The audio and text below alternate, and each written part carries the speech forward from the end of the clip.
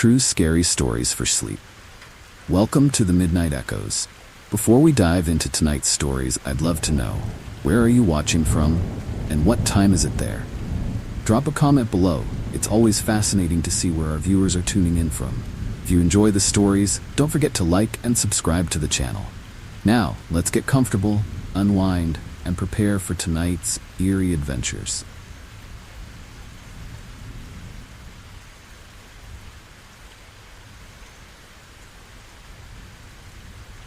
Working as a park ranger in the Okanogan-Wenatchee National Forest, I've seen my share of strange things, but nothing compares to the chilling encounter I had one autumn evening.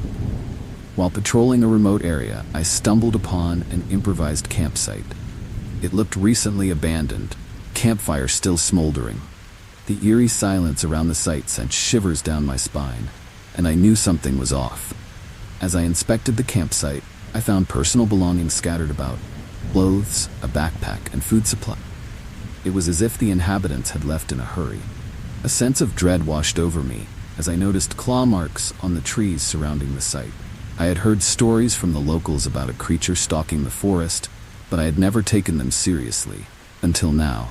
Suddenly, I heard rustling in the bushes nearby. My heart raced as I turned, flashlight in hand, to see who or what was there. A man emerged, his face pale and eyes wide with fear. He introduced himself as Tom, a hiker who had been part of a group that stayed at the campsite. His voice trembled as he recounted their terrifying experience, describing a creature that had stalked them for days. According to Tom, the creature was tall and humanoid, with glowing eyes and an eerie, otherworldly presence. It had followed them, watching from the shadows, before finally attacking their camp one night. The group had fled in panic, leaving everything behind. Tom had returned to retrieve their belongings, but was too afraid to do it alone.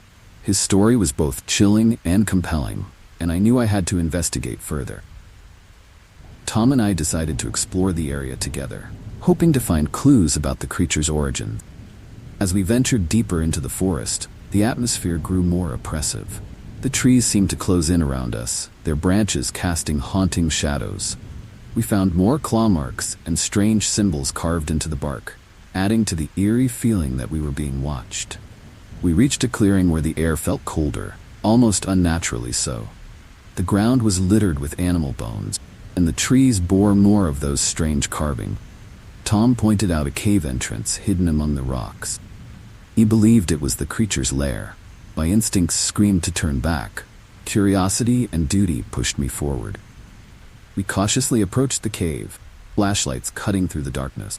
Inside, the cave was damp and filled with an unsettling stench. The walls were covered in claw marks, and there were more bones scattered around. Suddenly, we heard a low growl, echoing off the walls. My heart pounded as we realized we were not alone. The creature emerged from the shadows, its eyes glowing with a chilling intensity.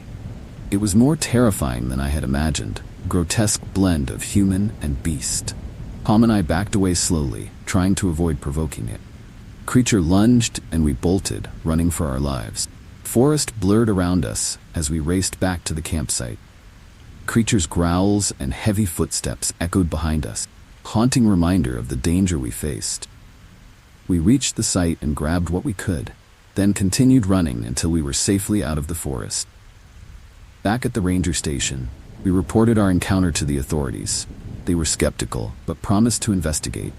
The experience left us both shaken, the memory of the creature's haunting eyes etched in our minds. Tom decided to leave the area for good, but I stayed, determined to protect the forest and its visitors from whatever lurked within. The encounter changed me, deepening my respect for the forest and its secret.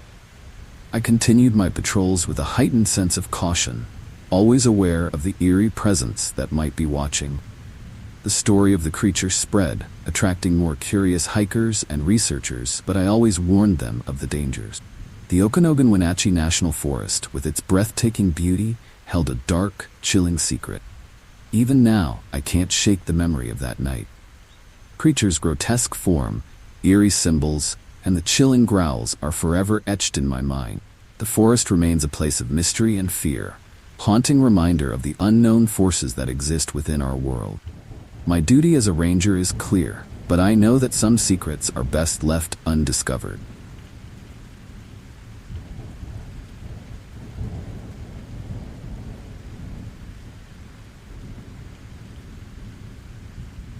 Working as a night watchman at a storage facility might seem like an easy gig, but one chilling encounter changed my perspective forever. It was a quiet night, the kind where nothing happens, and I was making my rounds with a flashlight in hand. The eerie silence was comforting, but it didn't last. As I approached the far end of the lot, I noticed something strange, a shadow moving between the storage units. My heart skipped a beat as I shone my flashlight towards the shadow, revealing a grotesque creature. Its eyes glowed with a haunting intensity, and its form was barely human. The creature let out a low growl, sending shivers down my spine. I took a step back, trying to steady my nerves. The creature advanced, moving with an eerie grace that defied explanation. Instinctively, I reached for my radio to call for backup, but the creature lunged at me, knocking it out of my hand. Panic set in as I stumbled back, desperately trying to put distance between us. The creature's grotesque face and twisted limbs were like something out of a nightmare. I could feel its hot breath on my neck, a chilling reminder of the danger I was in. I ran, my flashlight bouncing wildly in the dark. The creature's heavy footsteps echoed behind me, growing louder with each passing second. I ducked between storage units, hoping to lose it in the maze of metal doors and concrete. My heart pounded in my chest. I could barely catch my breath. The eerie silence was replaced by the creature's menacing growls. Suddenly, I tripped over a loose piece of concrete and fell hard. The creature was upon me in an instant, claws slashing through the air.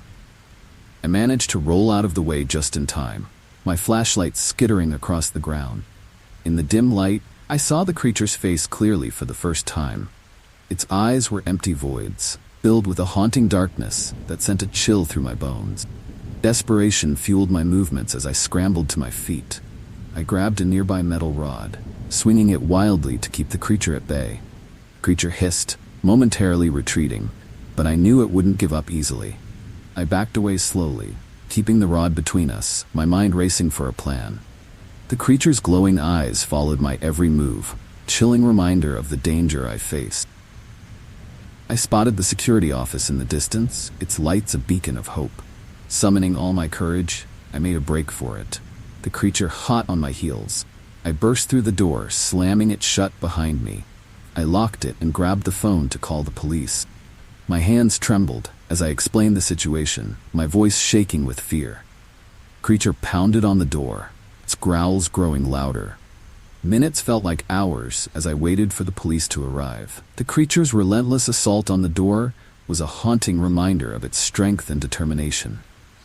Finally, the sound of sirens filled the air, and I breathed a sigh of relief. The police burst in, guns drawn, but the creature was gone. All that remained were the deep gouges in the door and the chilling memory of its glowing eyes.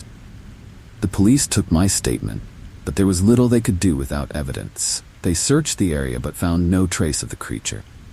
My encounter was dismissed as a figment of my imagination, product of the late-night shift. But I knew what I had seen, and the fear remained. The storage facility, once a place of mundane security checks, had become a site of terror. I continued to work there, but I was never the same. Every shadow, every strange noise filled me with dread. The memory of the creature haunted my nights, its grotesque form and glowing eyes forever etched in my mind. I warned my colleagues. Few took me seriously. The night watchman's terror became a story told in hushed tones, a chilling reminder of the unknown dangers that lurk in the dark. Years later, the memory still sends shivers down my spine. The creature's haunting presence, the desperate chase, and the relentless pounding on the door, forever ingrained in my mind. The storage facility stands as a reminder of that night, a place where the line between reality and nightmare blurred. My duty as a night watchman remains, but now I'm always on guard, ready for the next encounter with the unknown.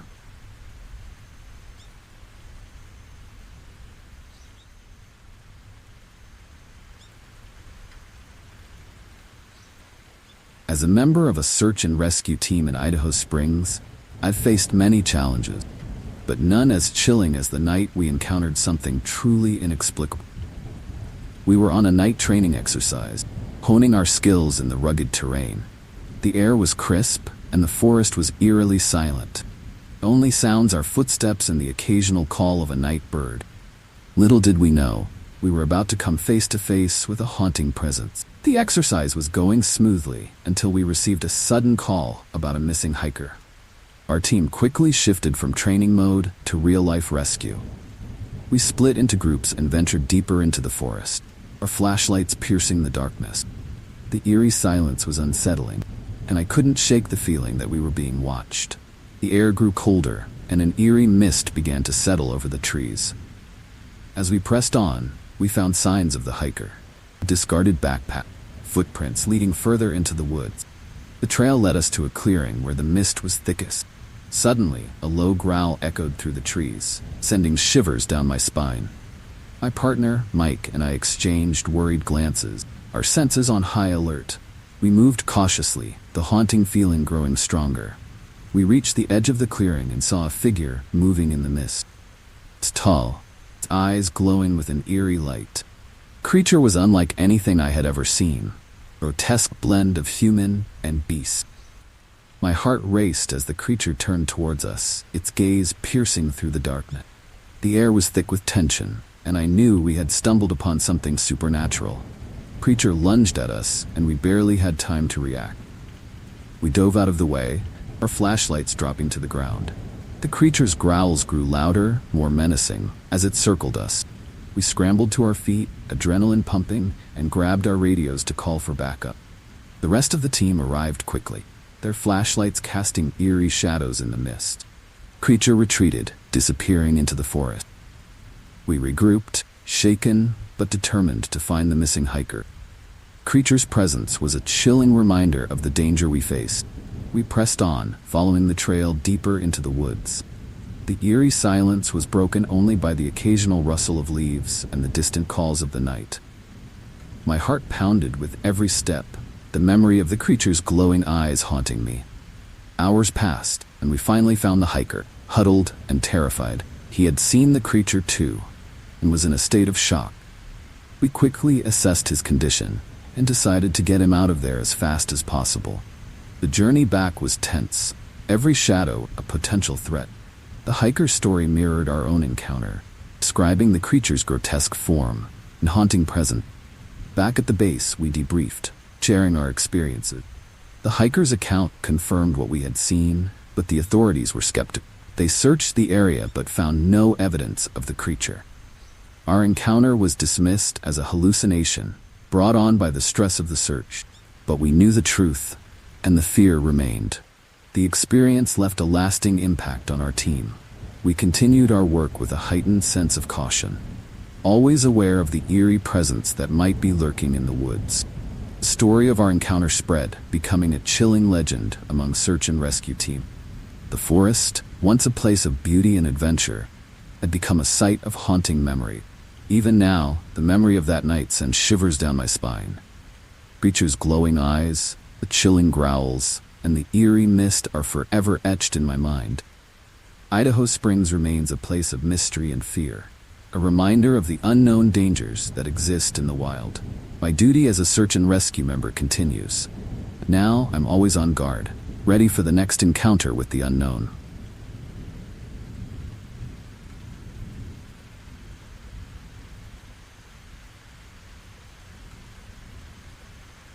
Camping in far north Queensland had always been on my bucket list, so when my friends Luke and Ben suggested we take a trip, I jumped at the chance.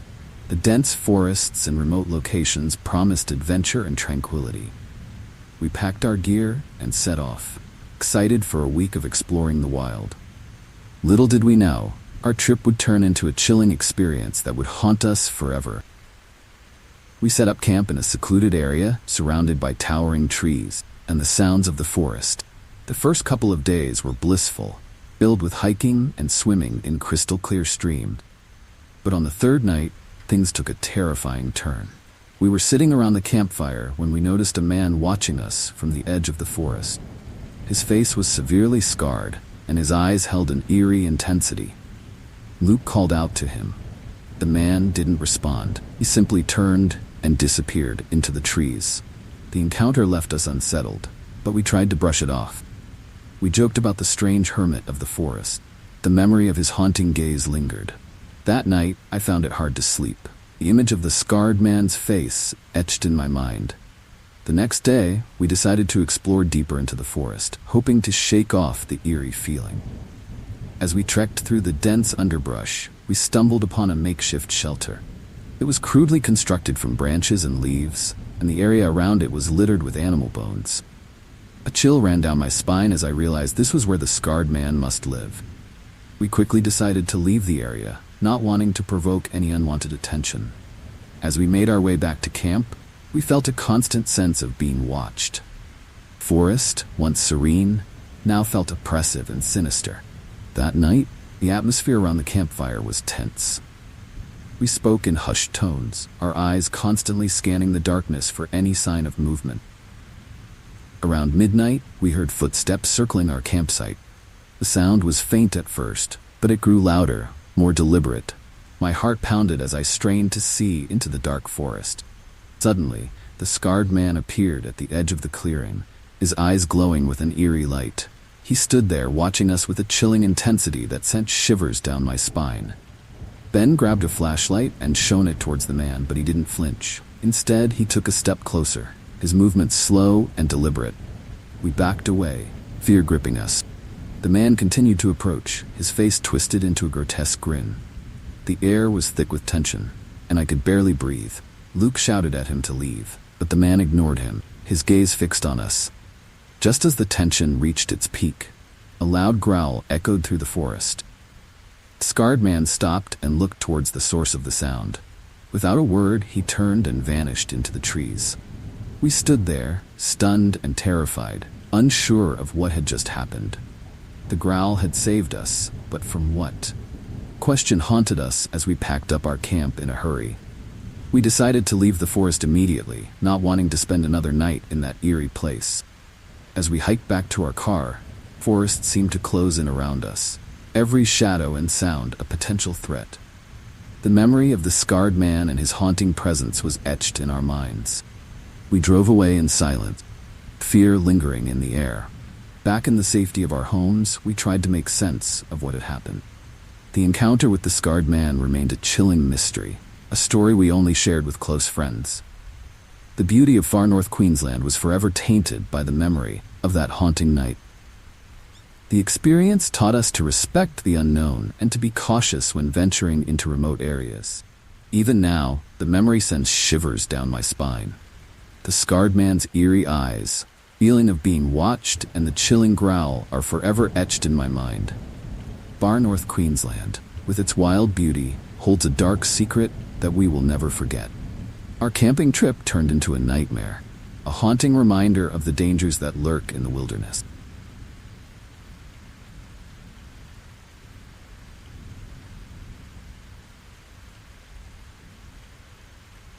Being home alone as a teenager can be both thrilling and a little scary, but nothing prepared me for the chilling encounter I had one summer evening. My parents were out of town, and I had the house to myself. I was enjoying the quiet, watching TV with our two dogs, Max and Bella, by my side. The evening started off peacefully, but it quickly turned into a nightmarish experience. It was around 10 p.m. when I first noticed something strange. Max, usually calm, started growling at the front door. Bella soon joined in, barking fiercely. My heart pounded as I approached the door, peeking through the peephole. First, I saw nothing but darkness. Then, out of the corner of my eye, I noticed a disheveled man lurking near the bushes. Clothes were torn, and his face was partially hidden by a hood. He moved closer to the door, his eyes scanning the windows. A chill ran down my spine as I realized he was trying to find a way inside. I quickly locked all the doors and windows, my hands trembling. The man continued to prowl around the house, his presence sending waves of fear through me. I grabbed my phone and called my grandfather, who lived nearby. Trying to keep my voice steady, I told him about the man outside. My grandfather assured me he was on his way and told me to stay calm. I hung up and tried to keep the dogs quiet. They were too agitated. The man's shadow loomed closer, his eerie silhouette haunting my every move. Minutes felt like hours as I waited for my grandfather. The man began knocking on the windows, his eyes peering in with a chilling intensity. I backed away, my heart racing. Suddenly, I remembered the panic button on our alarm system. Pressed it, and the house was filled with a loud siren. The man recoiled, startled by the noise, and stumbled back into the yard. Just then, I saw my grandfather's car pull up. He rushed to the front door, baseball bat in hand. The sight of him gave me a surge of relief. The man, realizing he was outnumbered, took off running down the street. My grandfather burst into the house, checking to make sure I was safe, called the police, who arrived shortly after, and began searching the area. The police took my statement and assured us they would patrol the neighborhood. Despite their reassurances, I couldn't shake the fear that gripped me. The memory of the man's haunting eyes and his chilling presence lingered in my mind. My grandfather stayed with me that night, and I finally felt a sense of security with him and the dogs by my side. Over the next few days, the police kept an eye on our house. The man was never found. The experience left a lasting impact on me, and I became more cautious and aware of my surroundings.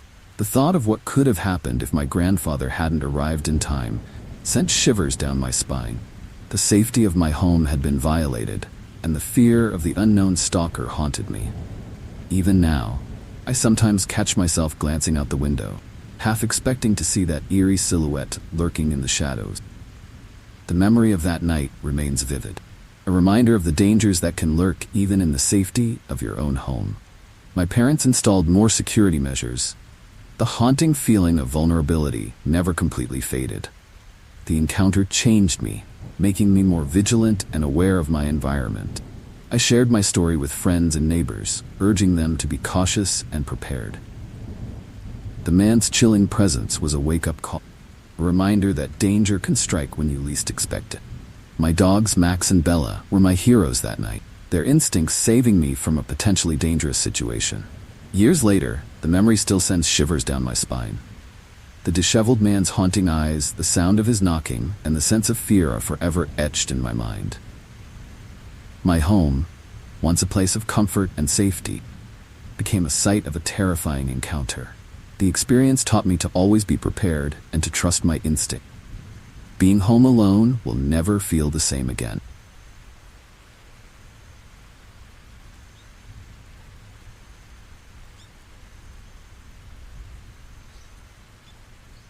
Camping along a river in Asheville, North Carolina, was supposed to be a relaxing getaway for my partner Jamie and me. The scenic beauty and serene environment promised a perfect escape from our hectic lives. We set up our tent by the water, the gentle sound of the river providing a soothing backdrop. Little did we know, our peaceful trip would turn into a chilling experience we would never forget. The first day was wonderful. We hiked, fished, and enjoyed the tranquility of the forest. That evening, we decided to light a campfire and relax with some weed, letting the calm wash over us.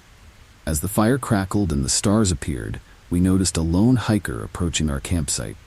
He looked a bit rough around the edges, but seemed friendly enough, so we invited him to join us.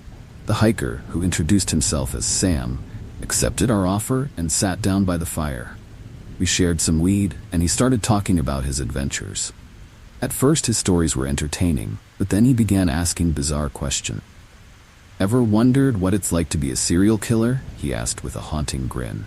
Jamie and I exchanged uneasy glances, the mood quickly shifting from relaxed to tense. The air grew colder, and an eerie silence settled over the campsite. Bam continued to ask disturbing questions, his tone becoming increasingly menacing. He asked if we believed in the supernatural, and if we had ever seen a ghost. His eyes had a chilling intensity, and his grin never wavered. The once friendly hiker now felt like a looming threat, and I could sense Jamie's growing discomfort. Trying to diffuse the situation, I suggested it was time to call it a night. Sam, however, seemed unfazed and insisted on staying a bit longer. He asked if we knew how to defend ourselves and pulled out a knife, claiming it was for protection. The sight of the blade sent shivers down my spine, and I knew we had to get out of this situation quickly. I motioned to Jamie to start packing up our things. As we hurried to gather our belongings, Sam stood up and moved closer, his eyes locked on us with a chilling intensity. "Leaving so soon?" he asked. his voice dripping with malice. Jamie and I kept our responses short, trying to stay calm and not provoke him. My heart pounded in my chest as we packed up the tent. Eerie silence broken only by the crackling fire. Suddenly, Sam lunged towards Jamie, knife in hand. I reacted instinctively, grabbing a burning log from the fire and swinging it at him. The flames startled Sam, and he stumbled back, giving us a chance to run. We bolted through the forest, the adrenaline pumping through our veins. The eerie darkness and the sounds of the night made the escape even more terrifying. We didn't stop running until we reached the car, breathless and shaking. We jumped in and sped away, the memory of Sam's haunting grin etched in our minds. We reported the incident to the local authorities, but when they searched the campsite, Sam was nowhere to be found. The police took our statement seriously and promised to patrol the area more frequently. The experience left us both shaken.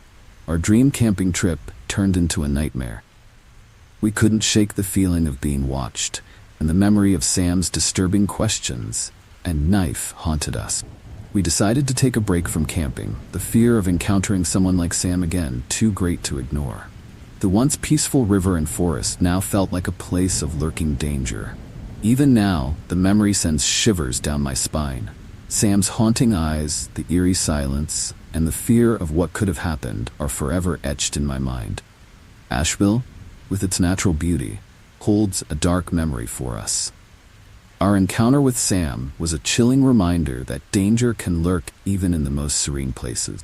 The experience taught us to always be cautious and aware of our surroundings. Years later, we've returned to camping, but with a newfound vigilance. The memory of that night remains vivid, a haunting tale we share with friends to warn them of the potential dangers. The eerie encounter changed us, making us more prepared and cautious. Camping will never be the same, but we've learned to respect the wilderness and the unpredictability it holds.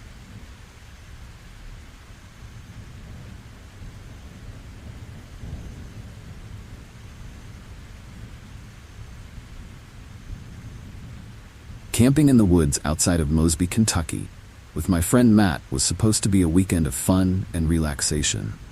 The dense forest and remote location promised an escape from our daily routines. We set up our tent near a small creek, the sound of running water adding to the peaceful ambiance. Little did we know, our trip would turn into a chilling nightmare. The first day was perfect. We spent our time hiking, fishing, and enjoying the beauty of nature.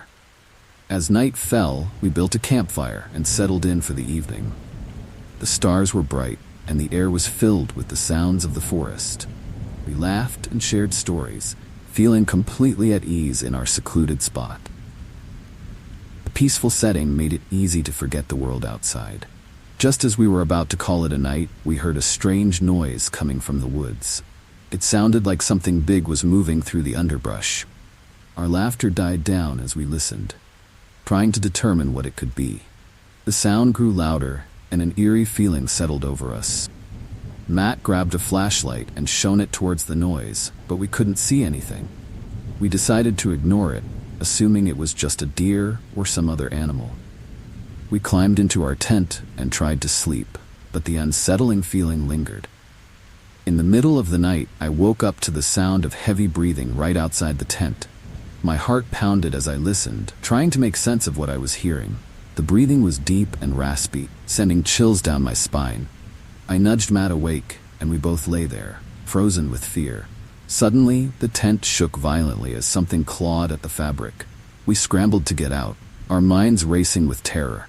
We burst out of the tent, armed with our flashlights, but saw nothing. The forest was eerily silent, the only sound our ragged breathing. The tent was torn, and we knew we couldn't stay there. We grabbed our essentials and decided to hike back to our car in the dead of night. The forest, once welcoming, now felt menacing and hostile. Every rustle of leaves and snap of a twig made us jump. The journey back seemed endless, the darkness closing in around us. Just as we thought we were safe, we heard the heavy breathing again, closer this time. We turned around and saw a pair of glowing eyes staring at us from the shadows. The creature emerged, grotesque blend of man and beast. It was tall and covered in matted fur, its eyes filled with a haunting intelligence. The sight of it froze us in place. our minds unable to process the terror before us. The creature let out a low growl, and we knew we had to run. We sprinted through the forest, creature chasing us with an unnatural speed. The branches whipped at our faces, and the uneven ground threatened to trip us up. My lungs burned with the effort, but I couldn't stop. Creature's growls grew louder, a chilling reminder that it was right behind us. We finally saw the lights of our car in the distance and made a desperate dash for it. We jumped into the car, locking the doors and starting the engine. Creature slammed against the side of the car, claws leaving deep gouges in the metal. We sped away, our hearts racing and minds reeling from the encounter. The drive back to town was a blur, the terror of the night still fresh in our minds. We reported the incident to the local authorities. They found no evidence of the creature. The experience left us both shaken, memory of the creature's glowing eyes and haunting presence etched in our minds. We vowed never to return to those woods, fear too great to face again. The peaceful forest outside Mosby, Kentucky, had become a place of nightmares, a chilling reminder of the unknown dangers that lurk in the wilderness. Years later, the memory still sends shivers down my spine. Creature's grotesque form, the heavy breathing, and the sense of being hunted are forever etched in my mind. Camping, once a favorite pastime, now fills me with dread. The encounter changed us, making us more cautious and aware of our surroundings. The Mosby Woods hold a dark secret, a story we share with caution and fear.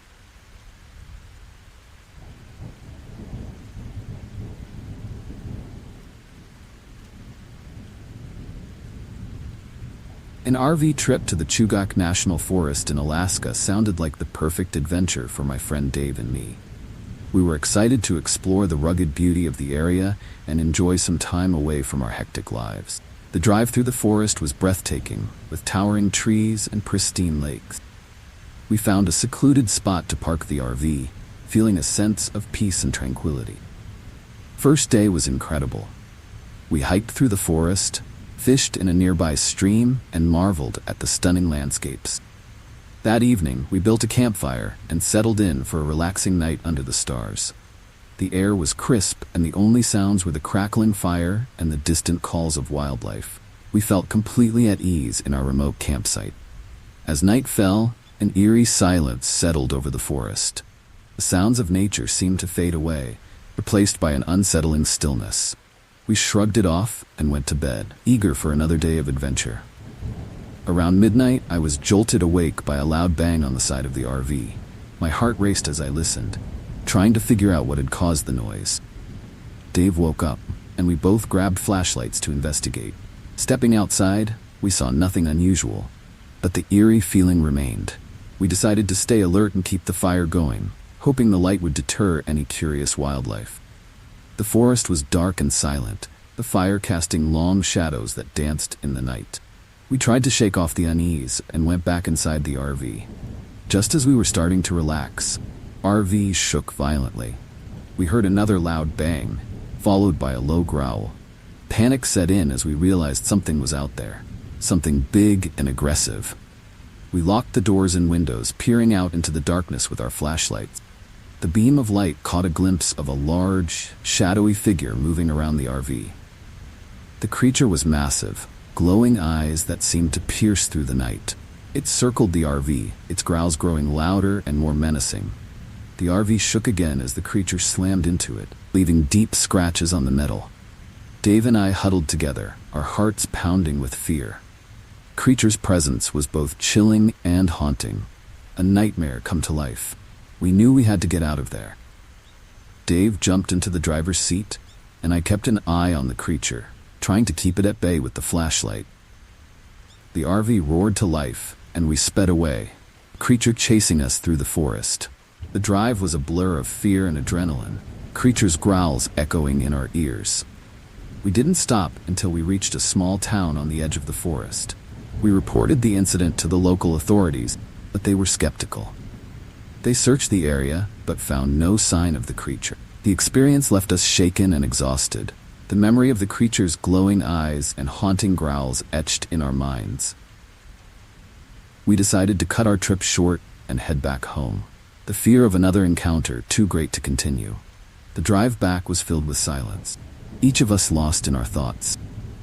The beauty of the Chugach National Forest was overshadowed by the chilling memory of that night. We vowed never to return, the forest holding a dark secret that we couldn't forget. The once peaceful RV trip had turned into a nightmare, a story we would share with friends and family with caution. Even now, the memory sends shivers down my spine. The creature's massive form, the violent shakes of the RV, and the eerie silence are forever etched in my mind. Camping in remote areas now fills me with dread, fear of the unknown lurking in the back of my mind. The Chugach National Forest, with its stunning landscapes, holds a dark and haunting secret. The encounter changed us, making us more cautious and aware of our surroundings. We share our story to warn others, hoping to prevent them from experiencing the same terror. The forest remains a place of beauty and danger, a reminder that nature holds secrets we may never fully understand. Our RV trip to the Chugach National Forest is a chilling chapter in our lives, one that will never be forgotten.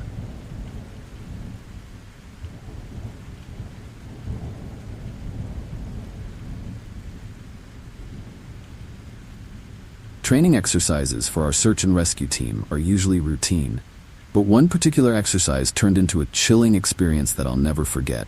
We were deep in the woods, simulating a rescue mission.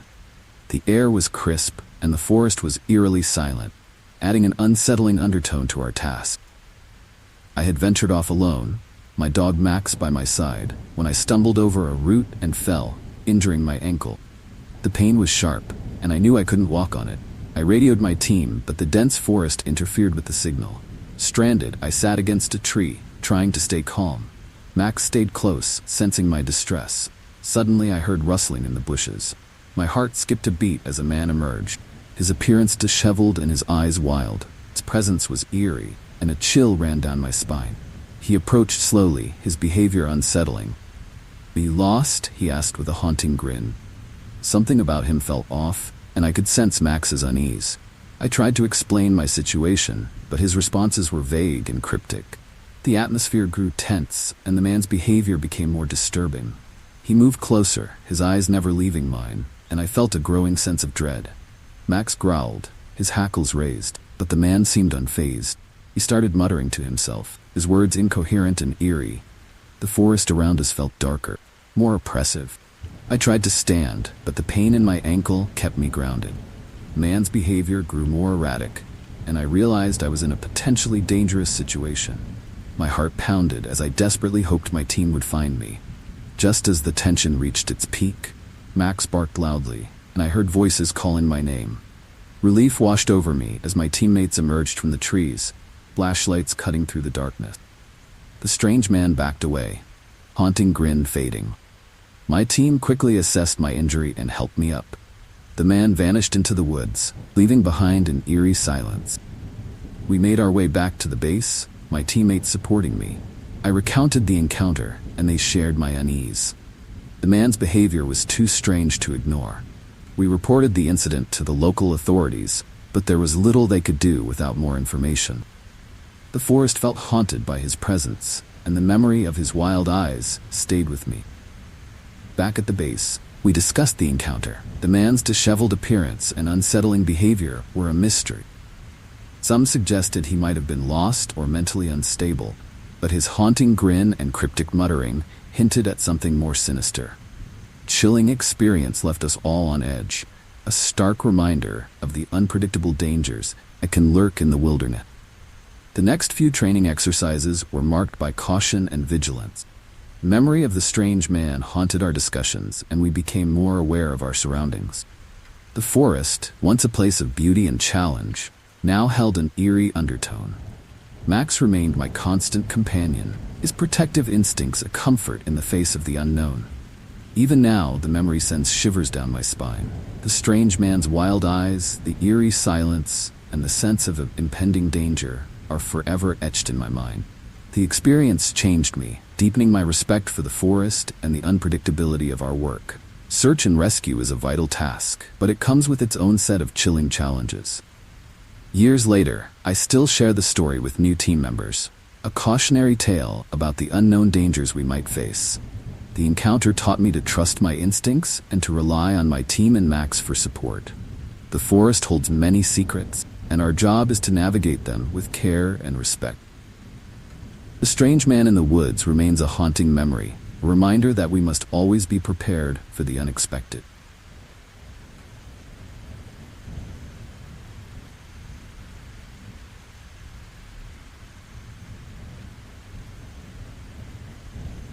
Camping in an RV in the Olympic Peninsula sounded like the perfect getaway. The dense forests and remote locations promised an escape from the daily grind. I parked my RV in a secluded spot, surrounded by towering trees and the sound of a nearby stream. First day was everything I hoped for: peaceful, relaxing, and completely disconnected from the chaos of the city. As night fell, I settled into the cozy RV, feeling secure in my little haven. The forest outside was dark and silent, a stark contrast to the bustling campground I was used to. I drifted off to sleep, lulled by the gentle rustling of leaves and the occasional call of a night bird. Little did I know, my serene retreat was about to turn into a chilling nightmare. I was jolted awake by a loud scratch on the side of the RV. My heart raced as I listened, trying to determine what could have caused the noise. The scratching continued, followed by a low, guttural growl that sent shivers down my spine. I grabbed a flashlight and cautiously peered out the window, but the darkness revealed nothing. The scratching grew more intense, the RV shaking with each blow. Panic set in as I realized something was trying to get inside. I locked all the doors and windows, my hands trembling. The growling grew louder, more menacing. I could feel the presence of something large and dangerous just outside. My mind raced with fear and confusion. I tried to call for help, but my phone had no signal. Trapped and terrified, I sat in the center of the RV, clutching the flashlight like a lifeline. The creature continued to assault the RV, its growls echoing in the night. The air inside felt thick with tension, and every second stretched into an eternity. The eerie silence of the forest was now a backdrop to the haunting noises outside. Just when I thought things couldn't get worse, the RV shook violently, nearly knocking me off my feet. I could hear the creature's claws scraping against the metal, leaving deep gouges. My heart pounded in my chest as I struggled to come up with a plan. The only thing I could think of was to drive away and hope to lose the creature in the process. I jumped into the driver's seat and started the engine. The roar of the RV, a small comfort against the terrifying growls. I slammed the accelerator, and the RV lurched forward. The creature let out a deafening roar, but I didn't look back. I drove through the forest, navigating the narrow, winding roads as fast as I could. The growling faded into the distance, but the fear remained. I didn't stop until I reached a small town on the edge of the forest. I parked the RV under the bright lights of a gas station, and finally felt a sense of relief. I inspected the damage, finding deep scratches and dents all over the RV. The sight sent shivers down my spine, a haunting reminder of the creature that had attacked. I knew I had narrowly escaped a terrifying encounter. I reported the incident to the local authorities. They were skeptical. They searched the area but found no evidence of the creature. The experience left me shaken and exhausted, the memory of the growls and scratches etched in my mind. I decided to cut my trip short and head home, fear of another encounter too great to continue camping. The drive back was filled with silence, each of us lost in our thoughts. The beauty of the Olympic Peninsula was overshadowed by the chilling memory of that night. I vowed never to return, forest holding a dark secret that I couldn't forget. The once peaceful RV trip had turned into a nightmare, a story I would share with friends and family with caution. Even now, the memory sends shivers down my spine. The creature's terrifying growls, the violent shakes of the RV, and the eerie silence are forever etched in my mind. Camping in remote areas now fills me with dread, fear of the unknown lurking in the back of my mind. The Olympic Peninsula, with its stunning landscapes, holds a dark and haunting secret. The encounter changed me, making me more cautious and aware of my surroundings. I share my story to warn others, hoping to prevent them from experiencing the same terror. Forest remains a place of beauty and danger, a reminder that nature holds secrets we may never fully understand. My RV trip to the Olympic Peninsula is a chilling chapter in my life, one that will never be forgotten.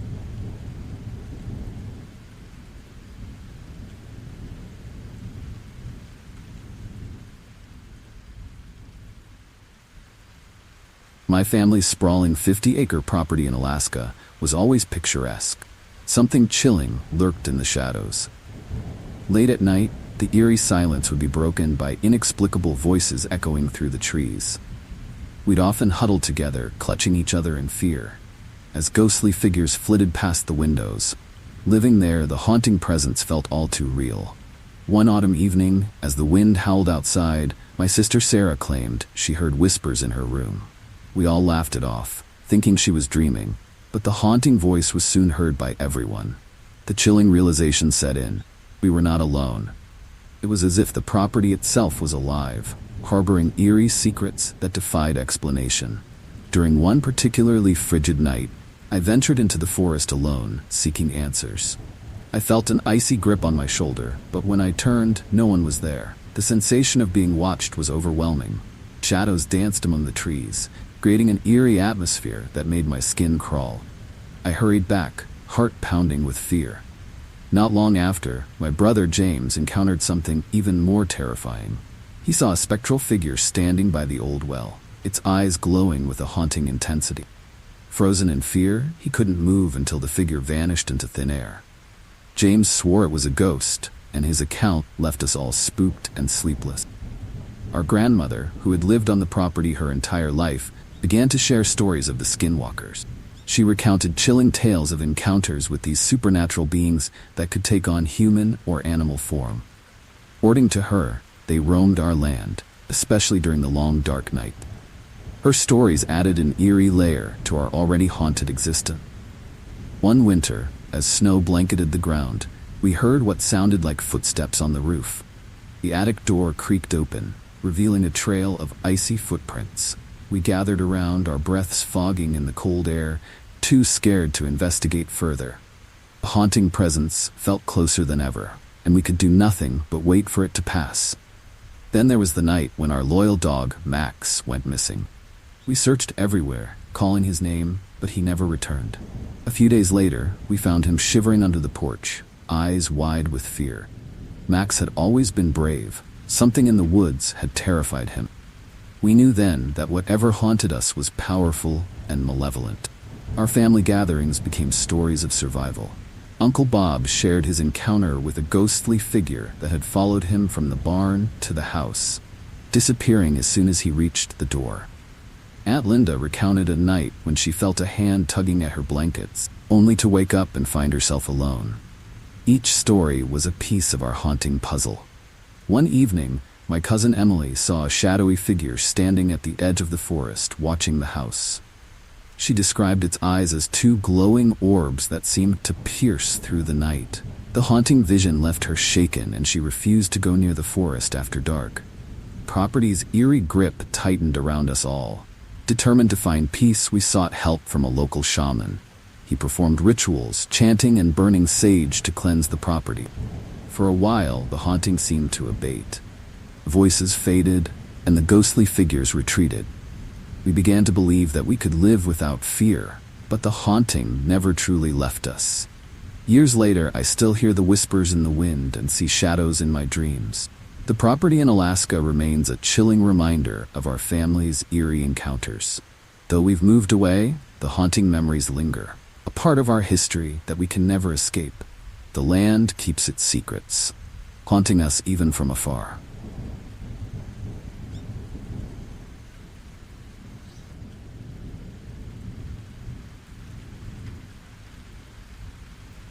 The Alaskan wilderness has always been my playground, but one encounter left me haunted forever. I had heard the old legends of the Wendigo, but I never truly believed until that chilling night. It started as a typical camping trip, the small fire crackling and the eerie sounds of the forest enveloping us. Little did we know, something sinister lurked in the shadows. We were a group of 4, all seasoned campers, unafraid of the dark. But as the night wore on, an unsettling feeling crept over us.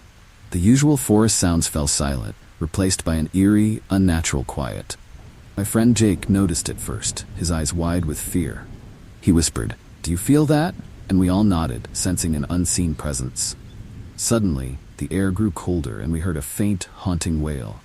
It was unlike anything we had ever heard, a sound that seemed to come from another world. The hairs on the back of my neck stood up as we huddled closer to the fire. The stories of the Wendigo flooded my mind, tales of a monstrous creature driven by insatiable hunger. We decided to take turns keeping watch. Fatigue soon set in. I was on my shift when I saw it, a tall, gaunt figure standing at the edge of the clearing. Its eyes glowed with a chilling, otherworldly light. Froze, unable to move or speak. The Wendigo's presence was overwhelming, haunting gaze piercing through the darkness. Blinked and it was gone. My heart pounded as I woke the others, trying to describe what I had seen. They were skeptical, but the fear in my voice convinced them to stay alert. We stoked the fire higher, its flickering flames casting eerie shadows around us. Every rustle of leaves, every crack of a branch, sent waves of terror through our camp. As dawn approached, we packed up, eager to leave the haunted forest behind. But our ordeal was far from over. On the hike back, we found strange tracks in the snow, large and clawed, leading in a circle around our campsite. It was as if the Wendigo had been watching us all night, waiting for the right moment to strike. We quickened our pace, the eerie feeling of being hunted driving us forward. Just when we thought we were safe, we heard that haunting wail again, closer this time. Panic set in, and we broke into a run, the forest blurring around us. Wendigo's presence was palpable, a chilling reminder that we were trespassing on its territory. We burst out of the woods and into the safety of our car, our breaths ragged and hearts racing. As we drove away, the haunting wail echoed behind us, chilling farewell from the creature, and it stalked up. We vowed never to return to that part of the forest, the memory of the Wendigo, ever etched in our mind. Weeks later, I still couldn't shake the haunting feeling. Nightmares of the Wendigo plagued my sleep, its gaunt figure and glowing eyes a constant presence. My friends and I rarely spoke of that night, but the unspoken bond of our shared terror kept us close. We knew we had encountered something beyond explanation, something truly eerie. Even now, when I venture into the wilderness, I can't help but glance over my shoulder, half expecting to see that haunting figure lurking in the shadows. The Wendigo may be a legend, but to us, it became terrifyingly real. The chilling experience taught me to respect the mysteries of the forest and the eerie creatures that call it home.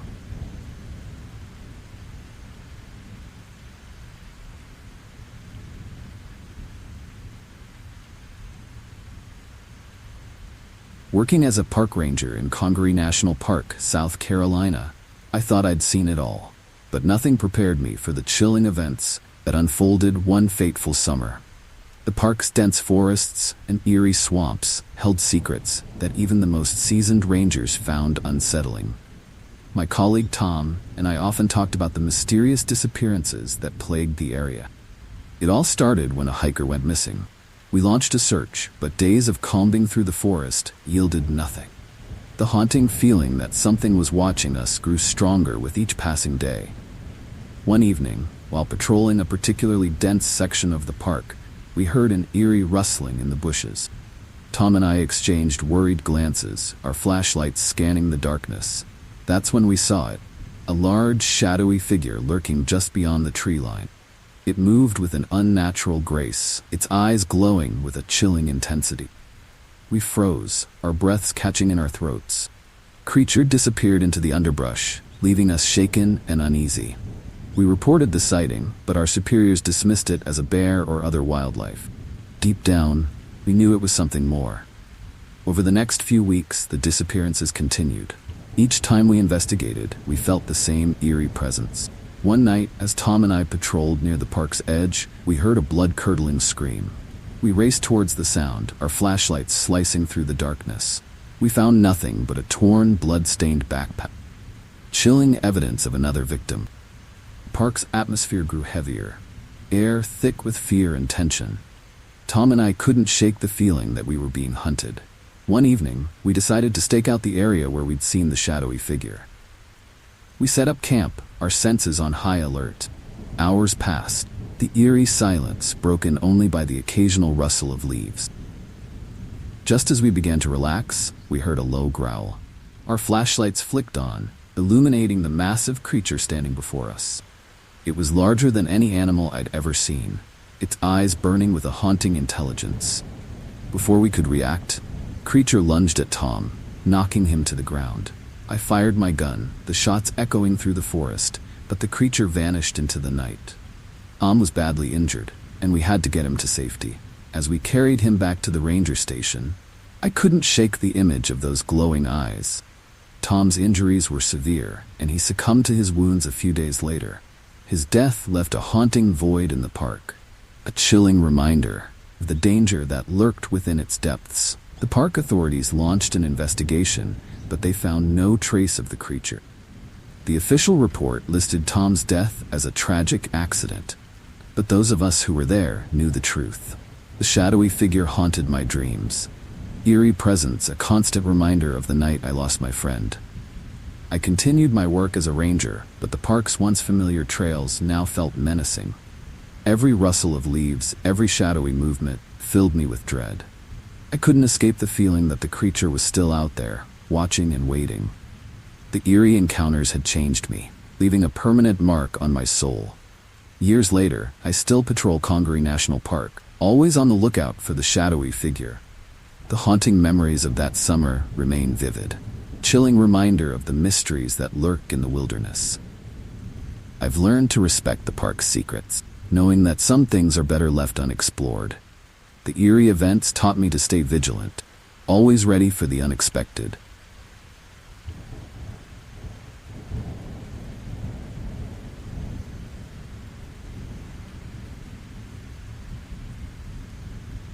Lost Lake in Minnesota was known for its serene beauty, but my visit there turned into a chilling nightmare. I had heard whispers about the Night Stalker, creature said to haunt the area, but I dismissed them as mere legends. That changed one eerie night when I decided to camp by the lake. Air was unusually still, and an unsettling quiet enveloped the surroundings.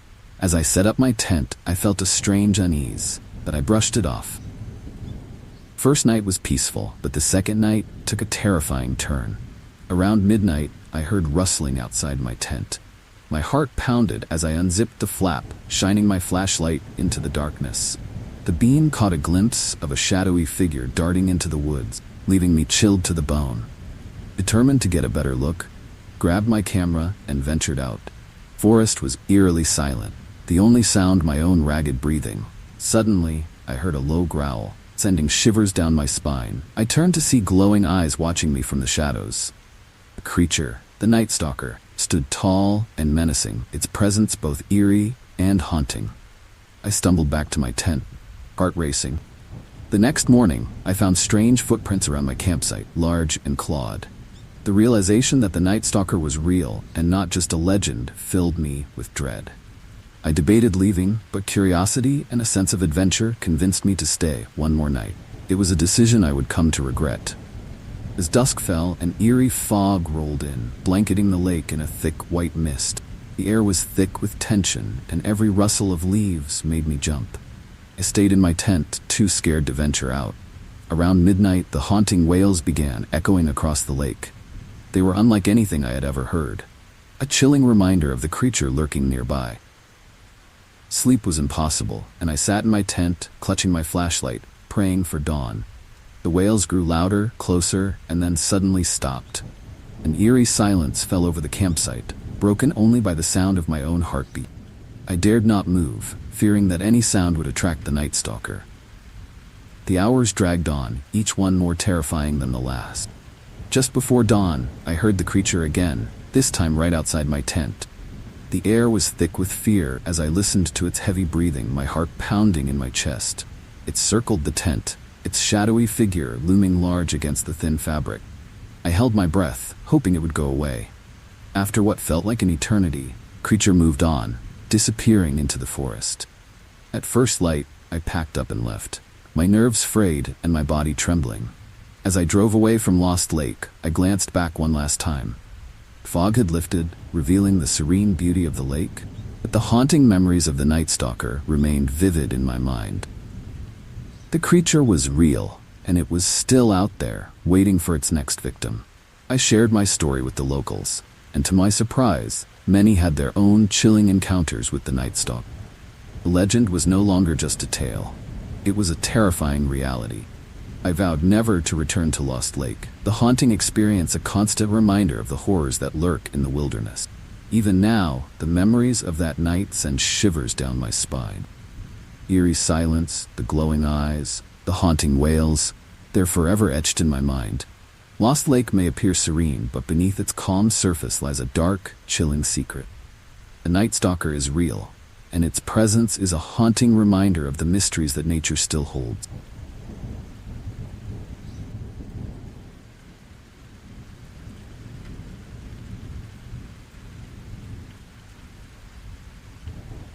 Devil's Tower had always intrigued me, its looming presence both majestic and eerie.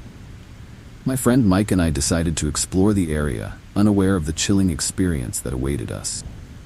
As we hiked through the rugged terrain, the air grew colder and an eerie silence enveloped us. The towering monolith cast long shadows, creating an unsettling atmosphere. We set up camp near the base, the twilight casting an eerie glow over the landscape. That night, strange noises echoed through the darkness, a mix of whispers and rustling leaves. We laughed it off, attributing it to the wind, but a chilling feeling gnawed at the back of my mind. Something about the place felt hauntingly off. Second night, things took a terrifying turn. We were sitting by the fire when Mike suddenly tensed up, his eyes wide with fear. He pointed towards the tree line, where a grotesque, nearly human creature stood watching us. Its eyes glowed with a haunting intensity, and its twisted form sent shivers down my spine. The creature's presence was both eerie and terrifying. We scrambled to our feet, unsure whether to run or stand our ground. The creature moved closer, its movements unnatural and chilling. My heart pounded in my chest as we grabbed our flashlights, the beams revealing its grotesque features in stark detail. It let out a low growl, and we knew we had to get out of there. We bolted towards our tent, but the creature was fast, its eerie growls growing louder. Mike tripped and fell, and I turned back to help him. The creature was almost upon us, its eyes locked onto us with a terrifying focus. I pulled Mike to his feet, and we sprinted towards the car, the creature hot on our heels. Just as we reached the car, the creature lunged, its claws scraping against the metal as we dove inside. We slammed the doors shut, hearts racing, and sped away from Devil's Tower.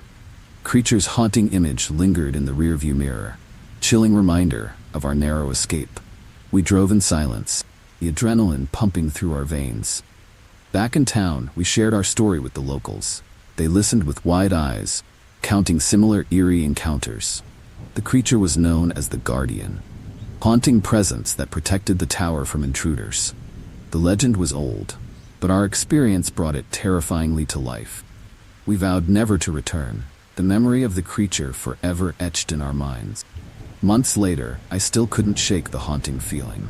Nightmares of the grotesque creature plagued my sleep, its twisted form and glowing eyes a constant presence. Mike and I rarely spoke of that night, but the unspoken bond of our shared terror kept us close. We knew we had encountered something beyond explanation, something truly eerie. Even now, when I think of Devil's Tower, a chill runs down my spine. The haunting silence, the glowing eyes, the terrifying growls, they're forever etched in my mind. The tower may be a natural wonder, but to us, it became a place of terror. The Guardian is real, and its presence is a haunting reminder of the mysteries that nature still holds. The experience taught me to respect the unknown, be wary of the eerie and the unexplained. Devil's Tower, with its haunting beauty and chilling secrets, remains a place of awe and fear. The memory of that night will stay with me forever, a reminder that some mysteries are best left unexplored.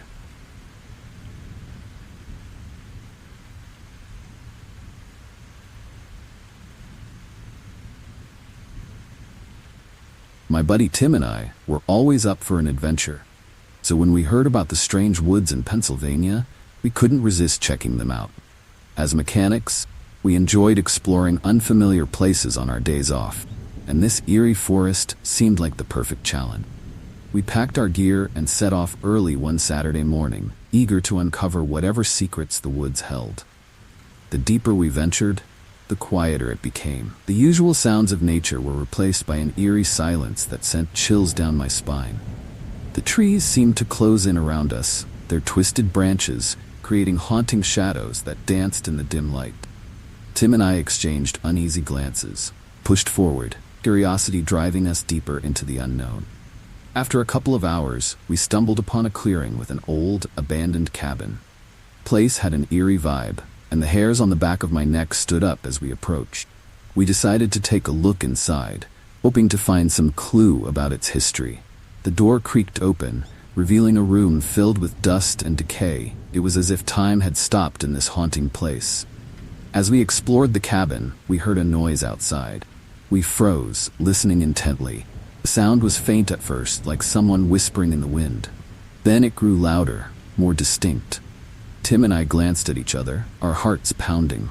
We cautiously stepped outside, scanning the woods for any sign of movement. That's when we saw it, a mysterious figure standing at the edge of the clearing. The figure was cloaked in shadow, its features obscured by the darkness. It stood still, watching us with an intensity that sent shivers down my spine. Called out, but there was no response. The air grew colder, and an eerie silence settled over the clearing. Suddenly, the figure turned and disappeared into the woods. Tim and I were left standing there, our minds racing with questions and fear. We debated whether to follow the figure, but our curiosity got the better of us. We set off in the direction it had gone, our senses on high alert. The woods seemed to grow darker and more menacing with each step. As we pushed through the underbrush, we stumbled upon something even more chilling. A makeshift grave marked by a crude wooden cross. The sight of the grave stopped us in our tracks. The ground around it was disturbed, as if something or someone had been recently buried there. A sense of dread washed over me, and I could tell Tim felt it too. We exchanged worried glances, realizing we might be in over our heads. The eerie silence of the woods seemed to press in on us, amplifying our fear. Just as we were about to turn back, we heard the whispering again. It seemed to come from all around us, growing louder and more urgent. The trees seemed to sway with the sound, their branches reaching out like ghostly arms. Panic set in, and we started to run, footsteps echoing through the haunting forest. The whispering followed us, a chilling reminder that we were not alone. We finally burst out of the woods, gasping for breath. The sunlight felt warm and reassuring, a stark contrast to the cold, eerie darkness we had just escaped. We made our way back to the car in silence, our minds reeling from the experience. As we drove away, I glanced back at the woods, their shadowy depths hiding secrets we would never fully understand. Memory of that day stayed with me, a haunting reminder of the strange and eerie woods in Pennsylvania. Tim and I vowed never to return, the chilling encounters we faced too much to bear. Even now, the thought of those woods sends shivers down my spine. The mysterious figure, the makeshift grave, and the haunting whispering, all of it remains a dark and eerie chapter in our lives.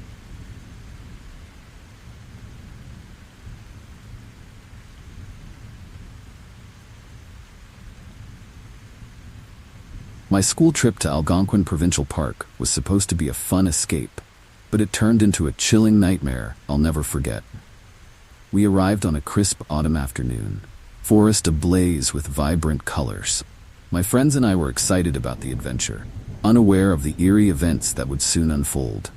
We settled into our cabins, the air filled with laughter and anticipation. That evening, we gathered around the campfire, listening to our teacher's stories. The atmosphere was cozy until he mentioned the legend of the hermit, who lived deep in the woods.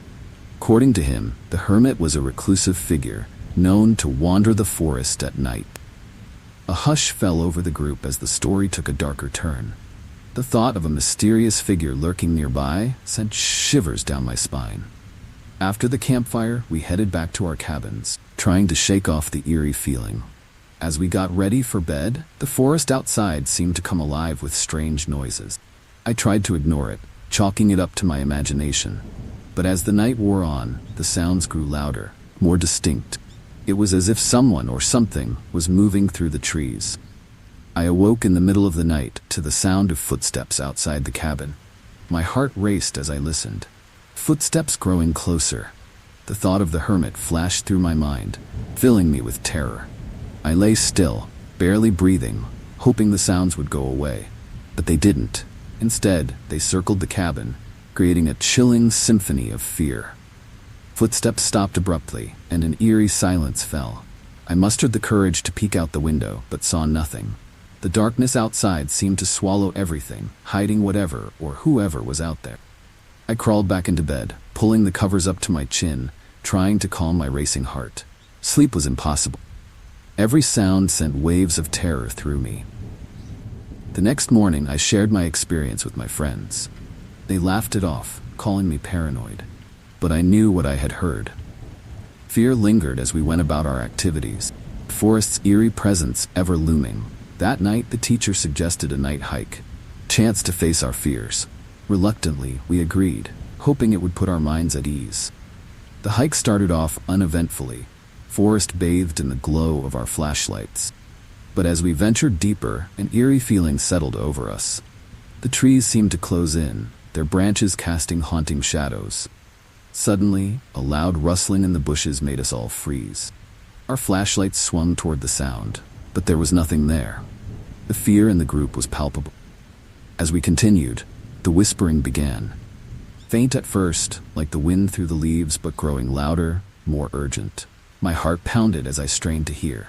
The whispers seemed to come from all around us, filling the air with an eerie sense of dread. We quickened our pace, eager to return to the safety of the cabins. The whispers followed us, haunting reminder of the legend. Back at the cabin, the fear was tangible. We huddled together, trying to make sense of what we had experienced. The night was long, filled with strange noises and restless sleep. The footsteps returned, circling the cabin like a predator stalking its prey. The thought of the hermit became all too real, a chilling figure haunting our dreams. The rest of the trip passed in a blur of fear and unease. The forest, once beautiful and inviting, now felt like a menacing presence. We stuck close together, the legend of the hermit casting a shadow over our adventure. When it was finally time to leave, we couldn't pack up fast enough. The relief of stepping onto the bus was overwhelming. Even now, the memory of that trip haunts me. Eerie footsteps, the haunting whispers, and the thought of the hermit lurking in the woods.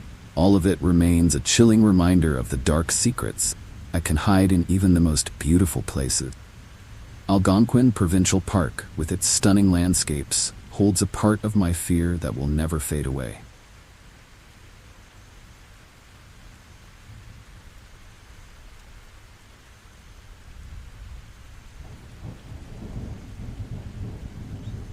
As a journalist, I've covered many strange stories, but nothing prepared me for the chilling encounter with a skinwalker on the Navajo reservation. I was investigating a series of livestock mutilations that had left the community on edge. The desert air was dry and hot, the landscape vast and eerily silent. I set up camp, ready to dig into the mystery. The locals were hesitant to speak, their fear palpable.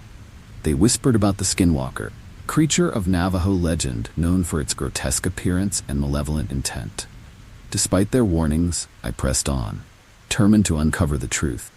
My nights were spent listening to the eerie howls of coyotes, wondering if they were something more sinister. One night, I ventured out alone, hoping to find evidence of the creature. The moon cast an eerie glow over the desert, the shadows stretching long and haunting. I stumbled upon a mutilated calf, its remains a chilling sight. As I documented the scene, I heard a rustling behind me. My heart raced as I turned, flashlight in hand, to face the darkness. What I saw froze me in place. A grotesque figure emerged from the shadows, its body twisted and misshapen. Its eyes glowed with a haunting intensity, and a low growl emanated from its throat. I recognized it immediately. The skinwalker. Fear gripped me as the creature moved closer, its movements fluid and unnatural. I backed away slowly, my mind racing for an escape plan. The skinwalker lunged, and I bolted, adrenaline pumping through my veins. The desert landscape blurred as I ran, the creature's footsteps pounding behind me. I could feel its hot breath on my neck, chilling reminder of the danger I was in. My camp was still a distance away, and I knew I had to keep moving if I wanted to survive. I reached the edge of my camp, my legs burning from the effort. I dove into my tent, scrambling for my camera and recorder. The creature's growls grew louder, more menacing. I managed to capture a few seconds of footage before the skinwalker tore through the tent, its claws slashing at the fabric. I grabbed a flare, igniting it and waving it wildly. The bright light seemed to repel the creature, giving me a moment to escape. I stumbled into my truck, heart pounding, and sped away from the camp.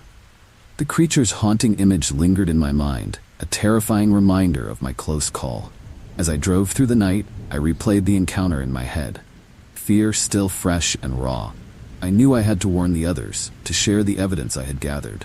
Back in the safety of the town, I showed the locals my footage. Their faces paled as they watched, the fear in their eyes mirroring my own. The skinwalker was no longer just a legend, it was a chilling reality. The community banded together, taking precautions to protect themselves from the creature's malevolent presence. The experience haunted me long after I left the reservation. Nightmares of the skinwalker plagued my sleep, its grotesque form and glowing eyes a constant presence. I struggled to shake the fear. The memory of its pursuit etched deeply into my mind. The desert, once a place of beauty and mystery, had become a haunting reminder of the supernatural dangers that lurked within. I continued my work as a journalist, but the encounter changed me. I approached each news story with a heightened sense of caution, aware that the world held more chilling secrets than I had ever imagined. The skinwalker remained a dark chapter in my career, a story that I would never fully leave behind. Even now, the memory sends shivers down my spine. The eerie howls of the desert, the haunting glow of the skinwalker's eyes, and the terror of that night, they're all part of a story that is both unbelievable and all too real. The Navajo Reservation, with its rich history and legends, holds a piece of my fear that will never fade away.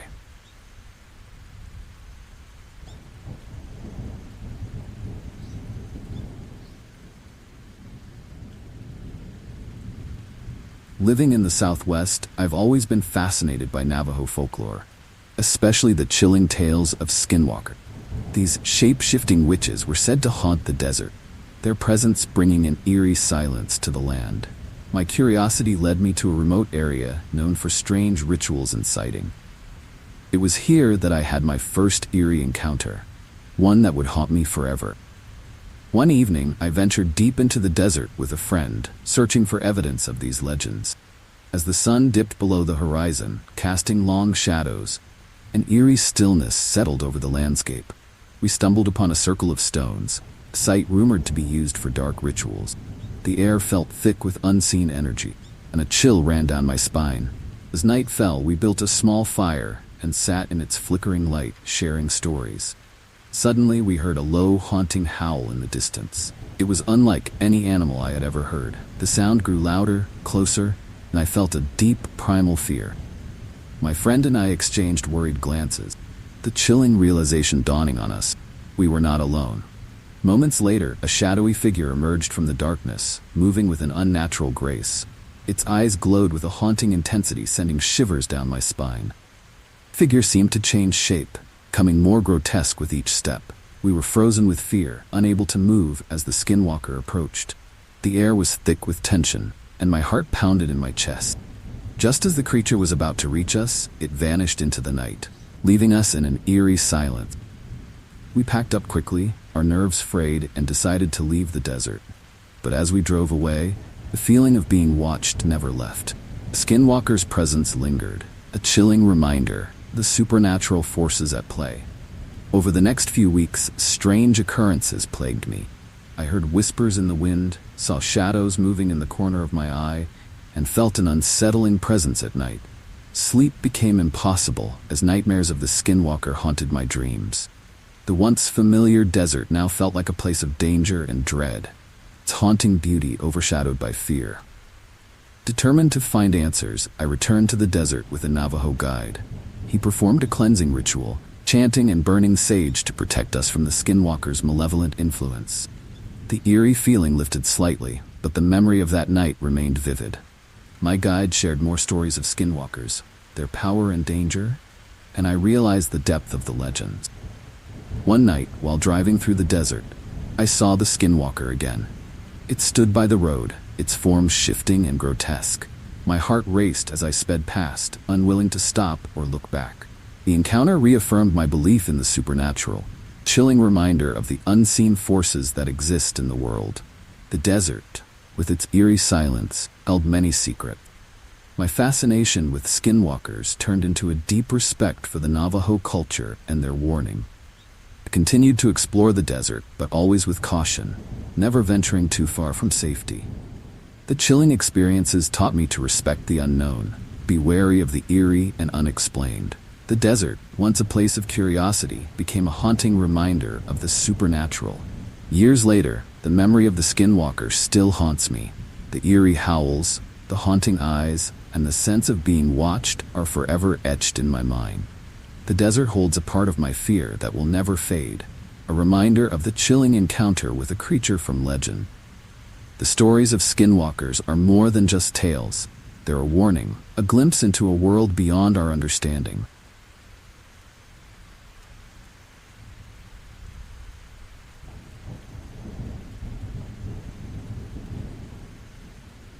Exploring abandoned places had always been a hobby of mine, so when my friend Jake suggested we check out an old mine at St. Mary's Glacier in Colorado, I was all in. The place was rumored to be haunted. That only added to the thrill. We packed our gear and headed out early one Saturday, eager for an adventure. The drive up was beautiful, the air crisp and the scenery breathtaking. The entrance to the mine was hidden among the trees, an eerie black hole in the side of the mountain. We stepped inside, the temperature dropping instantly. Our flashlights cut through the darkness, revealing rusted equipment and crumbling walls. The air was thick with the smell of damp earth and something else, something unsettling. Couldn't shake the feeling that we were being watched. Deeper into the mine, the atmosphere grew more oppressive. Strange noises echoed off the walls, faint whispers that sent chills down my spine. Jake and I joked about ghosts, but our laughter was forced. The deeper we went, the stronger the feeling of dread became. We reached a large cavern and decided to take a break. As we sat, I noticed a dark figure in the corner of my eye. Before I could react, the figure lunged at Jake. It was a grotesque creature, almost human, but with twisted features and glowing eyes. Jake screamed as it clawed at him, drawing blood. I grabbed a rock and threw it, hitting the creature and causing it to retreat. We scrambled to our feet, adrenaline pumping, and bolted for the entrance. Creature's haunting growls echoed behind us. We burst out into the sunlight, gasping for breath. Jake was bleeding badly, his shirt torn and his face pale. We raced to the nearest town and got him to a hospital. The doctors were baffled by his injuries, unable to explain the deep, claw-like gashes. Jake was shaken, his eyes haunted by the memory of the creature. He urged me to warn others about the mine. Determined to uncover the truth, I gathered a group of friends and returned to the mine a few weeks later.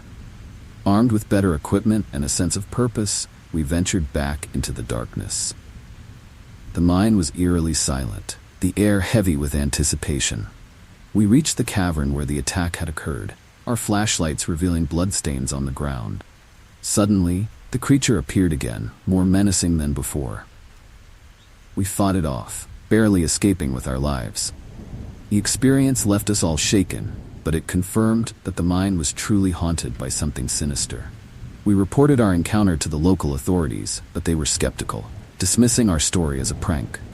Frustrated but undeterred, we decided to form a group dedicated to investigating and hunting the creature. Our efforts attracted attention, and soon we had a team of experienced hunters and paranormal investigators. We returned to the mine repeatedly, each time learning more about the creature and its habits. The hauntings grew more intense, the creature more aggressive. We realized we were dealing with something beyond our understanding, something that defied the laws of nature. Despite the danger, we continued our mission, driven by a desire to protect others from the mine's horrors. The creature remained elusive, its haunting presence a constant challenge. We lost members along the way, their sacrifices a testament to the mine's eerie grip. Each encounter left us more determined, more resolved to uncover the truth and end the haunting. Years later, the mine remains a place of fear and mystery. Our group has grown, our methods more sophisticated, but the creature still evades us. The haunting memories of our encounters linger, a chilling reminder of the mine's dark secrets. Mary's Glacier, with its breathtaking beauty, hides a sinister presence that continues to challenge and haunt us. The experience has changed me, deepened my respect for the unknown. The Mind's Haunting Adventure is a story I share with caution, a tale of terror that still sends shivers down my spine. The creature's grotesque form, the eerie whispers, and the constant sense of being watched are forever etched in my mind. The haunted mine at St. Mary's Glacier is a place I'll never forget.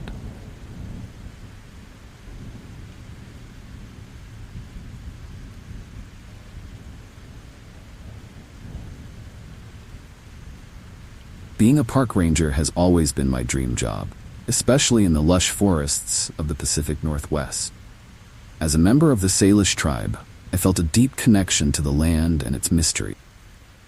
But one fateful summer, that connection led me to a chilling discovery that would haunt me forever. It started with reports of strange disappearances in the woods, campers and hikers who vanished without a trace. Determined to get to the bottom of it, I patrolled the area more frequently, often venturing deep into the forest alone. The woods were beautiful, but there was an eerie undertone, a sense that something was watching. One evening, as the sun dipped below the horizon, I heard an unsettling noise, a low growl that sent shivers down my spine. I turned and saw a pair of glowing eyes staring at me from the darkness. The creature emerged slowly, its form grotesque and menacing. It was unlike anything I had ever seen, a blend of human and beast with twisted features and a haunting presence. My heart raced as it approached, and I instinctively backed away. The air was thick with tension, and I knew I had to act quickly. I grabbed my radio and called for backup, my voice shaking. When my colleagues arrived, the creature had vanished, leaving only eerie silence. We searched the area but found no trace of it. Forests seemed to close in around us, its shadows hiding untold secrets. The locals spoke of ancient legends, stories of creatures that guarded the land. I couldn't help but wonder if we had stumbled upon one of these haunting guardians. The disappearances continued, and the community grew more fearful. We held meetings, discussing strategies to protect our people and visitors. One night, an elder shared a chilling tale of a creature known as the Shadow Walker, a being that lured people into the woods, never to be seen again. The description matched what I had encountered, and the eerie realization set in that we were dealing with something supernatural. Determined to protect my community, I formed a team of rangers and volunteers to patrol the forest. We armed ourselves with flashlights and radios, ready to confront the creature. The nights were long and filled with tension, every rustle of leaves and snap of a twig putting us on edge. The haunting presence of the Shadow Walker was always near, a constant reminder of the danger we faced. One night, while on patrol, we heard the growl again. The creature appeared, its eyes glowing with a chilling intensity. We surrounded it, shining our flashlights to keep it at bay. It moved with an eerie grace, seemingly unfazed by our presence. Suddenly, it lunged at one of the volunteers, knocking him to the ground. We fought back, using everything we had to drive it away. The creature retreated into the darkness, but the encounter left us shaken. The volunteer was injured but alive, eyes wide with fear. We realized that we couldn't fight this alone. We needed the wisdom of our elders and the power of our traditions. We held a ceremony, invoking the spirits to protect us and seeking guidance on how to deal with the Shadow Walk. The elders performed a cleansing ritual, chanting and burning sage to purify the forest. The air felt lighter, the oppressive presence lifting slightly, but the memory of the creature remained vivid, a chilling reminder of the dangers lurking in the woods. We continued our patrols, now with a renewed sense of purpose and unity. Months passed, and the disappearances slowed. The Shadow Walker's presence was still felt, but it seemed to retreat deeper into the forest. Community grew more confident, reclaiming the woods for themselves. The experience had brought us closer, strengthening our bonds and our resolve to protect each other. The memory of the Shadow Walker still haunts me, a reminder of the supernatural forces that exist in our world. The forest, once a place of peace and beauty, now holds a darker, eerie undertone. The creature's grotesque form and haunting eyes are etched in my mind, a chilling tale I share with caution. Being a park ranger is still my dream job, but now it comes with a deep respect for the unknown.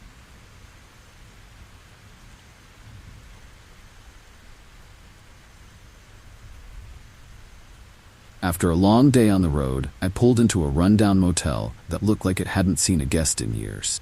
The sign flickered, casting eerie shadows across the cracked pavement.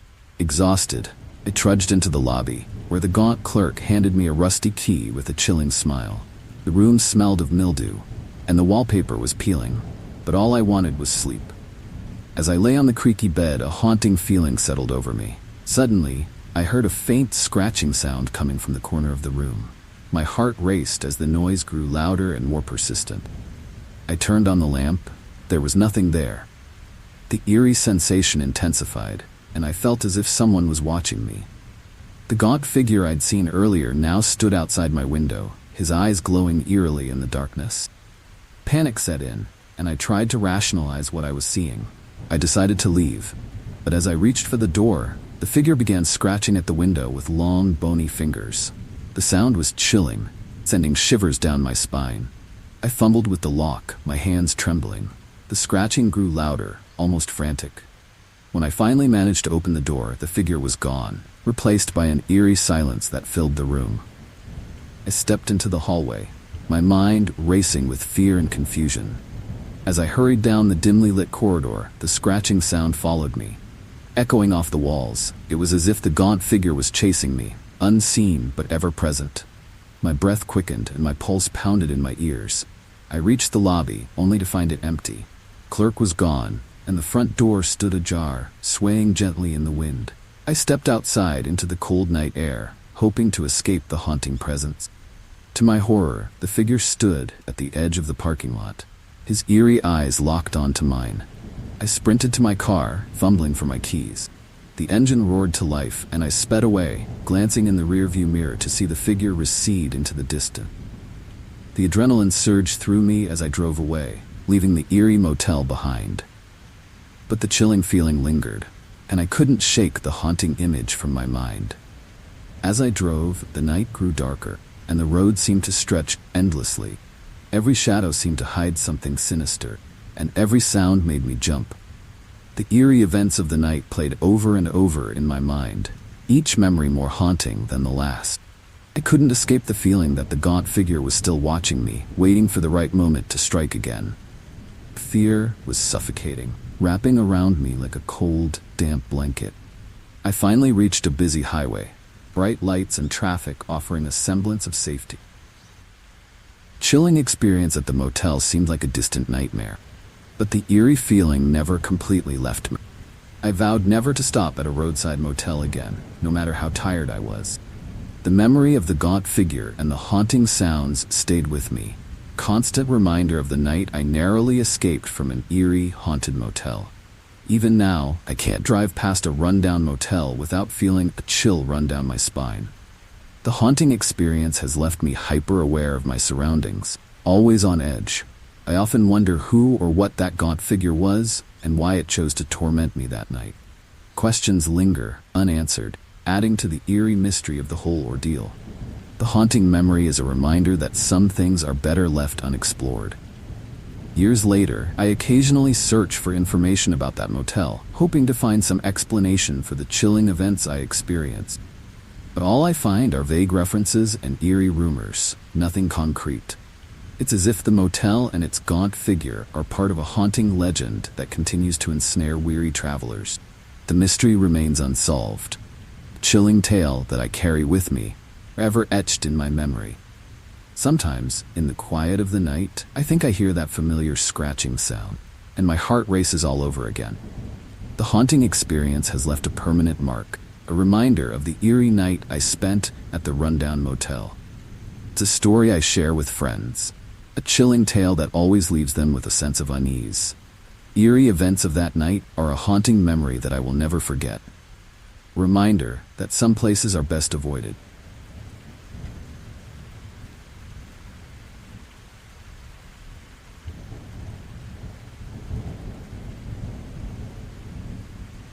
As a wildlife biologist, I've had my fair share of strange encounters, but nothing could prepare me for what I witnessed deep in the forest one chilling autumn night. I had been tracking a pack of wolves for weeks, studying their behavior and movements. The air was crisp, and the eerie silence of the woods was only broken by the occasional rustle of leaves.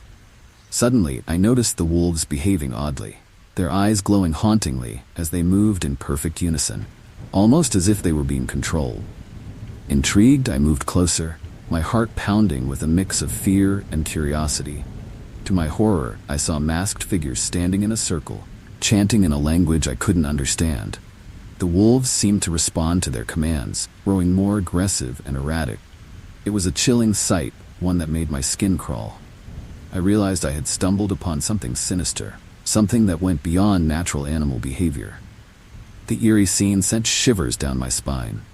The masked figures turned their heads in unison, their eyes locking onto mine. Panic surged through me as the wolves began to advance, their growls low and menacing. I knew I had to escape before it was too late. I turned and ran, my feet pounding the forest floor, branches snapping underfoot. The howls of the wolves grew louder, echoing through the trees, chilling me to the bone. I pushed myself harder, the fear of being caught fueling my frantic pace. The forest seemed to close in around me, every shadow hiding a potential threat. I could hear the wolves gaining on me, their snarls growing more frantic. My breath came in ragged gasps, and my legs burned with exertion. I stumbled over roots and rocks, desperate to put as much distance as possible between myself and the eerie scene I'd left behind. The haunting presence of the masked figures and their unnatural control over the wolves filled me with dread. As I neared a clearing, I saw a narrow path leading to a river. I veered towards it, hoping the water would slow the wolves down. I splashed through the shallow river, icy water numbing my feet, but giving me a brief respite from the pursuit. The howls faded slightly, and I dared to glance back. The wolves had paused at the river's edge, their glowing eyes still fixed on me. The masked figures stood behind them, their eerie chanting growing fainter. I continued along the riverbank, my mind racing with thoughts of the strange ritual I had witnessed. What were those masked figures doing, and why were the wolves responding to them? Questions haunted me as I pushed on, determined to reach safety. The forest grew denser, and the path became harder to follow. I knew I couldn't stop, not until I was far away from the eerie scene and its haunting participant. The chilling memory spurred me on. Hours passed before I finally reached the edge of the forest, first light of dawn breaking through the trees. Exhausted and shaken, I stumbled into a small village where I found refuge. I shared my story with the locals, hoping for some explanation, but they only exchanged uneasy glances and muttered about old legends. It seemed the forest had its secrets, and I had just encountered one of its most chilling. The haunting experience left me wary of returning. Back at my lab, I reviewed my notes and footage, but the eerie events of that night seemed almost unreal.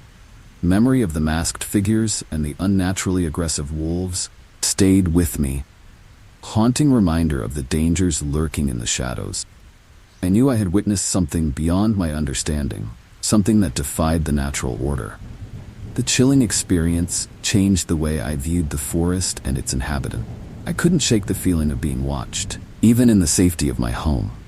The eerie memory of that night followed me, haunting my dreams and filling me with a sense of unease. I continued my research. The passion I once had was tainted by fear. The forest, once a place of wonder and discovery, became a place of chilling mystery and danger. The haunting experience left a permanent mark on me, one that would never fade. Years later, the memory of that night still sends shivers down my spine. The eerie behavior of the wolves and the haunting presence of the masked figures remain unexplained, a chilling mystery that I may never solve. The experience taught me to respect the unknown and to be wary of what lies beyond the natural world. It's a story I share cautiously, knowing that some things are best left in the shadows. The haunting memory is a reminder of the thin line between science and the supernatural.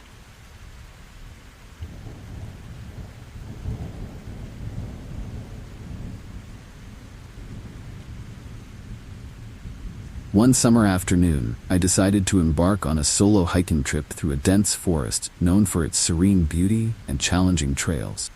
The air was crisp, and the sunlight filtered through the canopy, creating a mesmerizing pattern on the forest floor. About midway through my hike, I stumbled upon a hidden clearing. To my surprise, it was occupied by a group of camouflaged survivalists, their camp blending almost seamlessly into the surroundings. My heart skipped a beat as I realized the gravity of the situation. The survivalists, armed and wary, quickly noticed my presence. One of them approached me with a chilling look in his eyes, demanding to know who I was and why I was there. My mind raced, trying to come up with a plausible explanation that wouldn't escalate the situation. I told them I was just a hiker who had lost his way, hoping they would believe my story. The tension was palpable, and I could feel their suspicion growing. They decided to hold me at their camp while they figured out what to do with me. I was forced to sit by the fire, surrounded by armed men whose eyes never left me. The atmosphere was eerie, with an undercurrent of hostility that made my skin crawl. I tried to stay calm, but the fear was overwhelming. The thought of what they might do to me if they didn't believe my story was haunting. The hours dragged on, each minute feeling like an eternity. As night fell, the camp grew quieter, and the survivalists began to relax slightly. One of the guards, a younger man who seemed less hardened than the others, was left to watch over me. I noticed he was tired and distracted, his eyes occasionally drooping. This was my chance. I waited for the right moment, my heart pounding with anticipation. When he finally let his guard down, I made my move, swiftly and silently slipping away from the camp. The forest was dark and foreboding, the shadows creating eerie shapes that played tricks on my mind. I moved as quickly and quietly as I could, fear of being caught driving me forward. My breath came in short, sharp bursts, and my pulse raced. The chilling thought of what might happen if they found me kept me on edge. Every snap of a twig or rustle of leaves made me jump, my nerves frayed from the constant tension. I navigated through the dense underbrush, the branches scratching at my arms and legs. The further I got from the camp, the more confident I felt. But I knew I couldn't let my guard down. The survivalists were skilled hunters, and they would be relentless if they discovered my escape. I pushed on, my mind focused on finding the trail that would lead me back to safety. The eerie silence of the forest was occasionally broken by distant animal calls, adding to the haunting atmosphere. Hours passed, and I finally reached a familiar trail. Relief washed over me, but I didn't stop moving until I was sure I was far enough from the survivalists' camp. Exhausted and shaken, I collapsed against a tree, my body trembling with adrenaline and fear. The chilling encounter had left me deeply unsettled, and I knew I would never forget the haunting experience. The forest, once a place of solace, now held a darker, more sinister memory. As dawn broke, I resumed my hike, determined to put as much distance between myself and the camp as possible. The beauty of the forest was overshadowed by the chilling events of the previous night. I couldn't shake the feeling of being watched, and every rustle of leaves set my heart racing. Haunting memory of the armed survivalists stayed with me, a constant reminder of the dangers lurking in the wilderness. When I finally emerged from the forest, the sunlight felt like a warm embrace, and I breathed a sigh of relief. I had escaped the eerie camp, but the experience had left a lasting impact. The forest, with its hidden dangers and chilling encounters, had taught me a valuable lesson about the unpredictability of nature. I vowed to be more cautious in the future, never taking the serenity of the wilderness for granted again. Back home, I shared my story with friends and family, each retelling a cathartic release of the fear and tension I had felt. The chilling encounter became a tale of caution and survival, a reminder of the thin line between adventure and danger. The haunting memory of the armed survivalists served as a constant reminder to respect the wild and be prepared for the unexpected. It was a story that I would carry with me, a chilling chapter in my adventures as a hiker.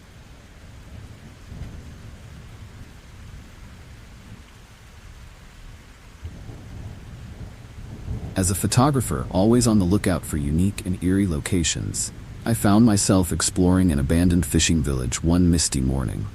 The air was thick with fog, and the dilapidated buildings stood like silent sentinels against the gray sky. The village had an unsettling aura, as if it had been frozen in time. I wandered through the empty streets, my camera clicking away, capturing the haunting beauty of the place. The stillness was almost deafening, broken only by the occasional creak of an old wooden sign swinging in the breeze. As I ventured deeper into the village, I noticed a faint outline of a figure in the distance. My heart skipped a beat as I focused my lens on what appeared to be a ghostly girl standing near the water's edge. Her clothes were tattered, and her long hair obscured her face. The sight was chilling, yet I was drawn to her, compelled to capture the eerie moment. I moved closer, my breath catching in my throat. Fog seemed to thicken around her, adding to the haunting atmosphere. Suddenly, she vanished, leaving me staring at the empty spot where she had stood. A shiver ran down my spine, and I felt a sense of unease settle over me. The village, once merely abandoned, now felt sinister and malevolent. I reviewed the photos on my camera, but the girl was nowhere to be seen. The experience was deeply unsettling, and I couldn't shake the feeling that I was being watched. The fog closed in around me, the eerie silence amplifying my growing fear. Determined to uncover more, I continued to explore, each step heavier than the last. The buildings loomed over me, their windows like dark, empty eyes. I entered an old fishery, the smell of salt and decay still lingering in the air. Inside, the shadows seemed to move, creating an eerie sense of movement. I tried to steady my nerves, but the haunting presence of the ghostly girl weighed heavily on my mind. The village felt alive with unseen eyes. As I snapped more photos, I heard a faint whispering, like distant voices carried on the wind. My heart raced as I strained to listen, but the words were indistinct, haunting in their intangibility. I followed the sound, my footsteps echoing in the empty streets. The whispering led me to an old church, at the edge of the village, its doors ajar and creaking in the breeze. The chilling atmosphere made me hesitate. Curiosity pushed me forward. Inside the church, the air was thick with a sense of foreboding. Dust motes danced in the shafts of light that pierced the gloom. The whispering grew louder, more insistent, as if beckoning me further. I moved down the aisle, the old wooden pews creaking under my weight. At the altar, I found an old photograph, yellowed with age, showing the same ghostly girl I had seen earlier. My hands trembled as I held it, the haunting image confirming that she was more than a figment of my imagination. Suddenly, the door slammed shut, and the whispering ceased. I was plunged into darkness. I hurried back to my car, glancing over my shoulder as if the ghostly girl might reappear at any moment. The village seemed to watch me leave, secrets hidden behind a veil of fog and silence. As I drove away, the chilling experience replayed in my mind, each detail more haunting than the last. The photos I had taken felt like relics of a nightmare, capturing the eerie beauty and haunting presence of the abandoned village. Back home, I reviewed the photographs again, searching for any sign of the ghostly girl. To my surprise, she appeared in several shots, figure faint and ethereal. The realization sent shivers down my spine, confirming that what I had seen was real. The haunting experience left me deeply unsettled, a chilling reminder of the mysteries that lie hidden in forgotten places. The abandoned fishing village had left a mark on me, one that would not easily fade. The experience changed the way I viewed my work, adding a layer of caution to my explorations. The eerie village and its ghostly inhabitant remained a haunting memory, a story I shared with fellow photographers and friends. It served as a chilling reminder of the unknown, the secrets that linger in the shadows. The abandoned fishing village, with its haunting beauty and eerie presence, became a legend in my mind, a place where the past and present seemed to merge in a chilling dance.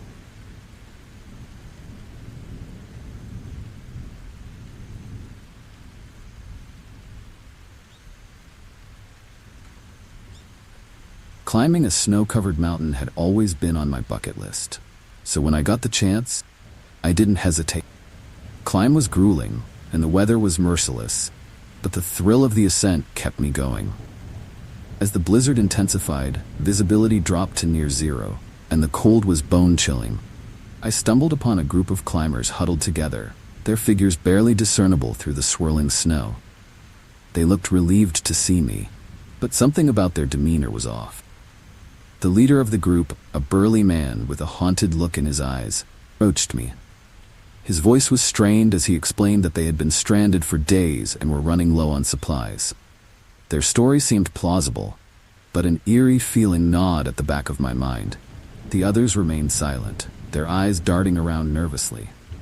The atmosphere was tense, and I couldn't shake the sense that there was more to their story than they were letting on.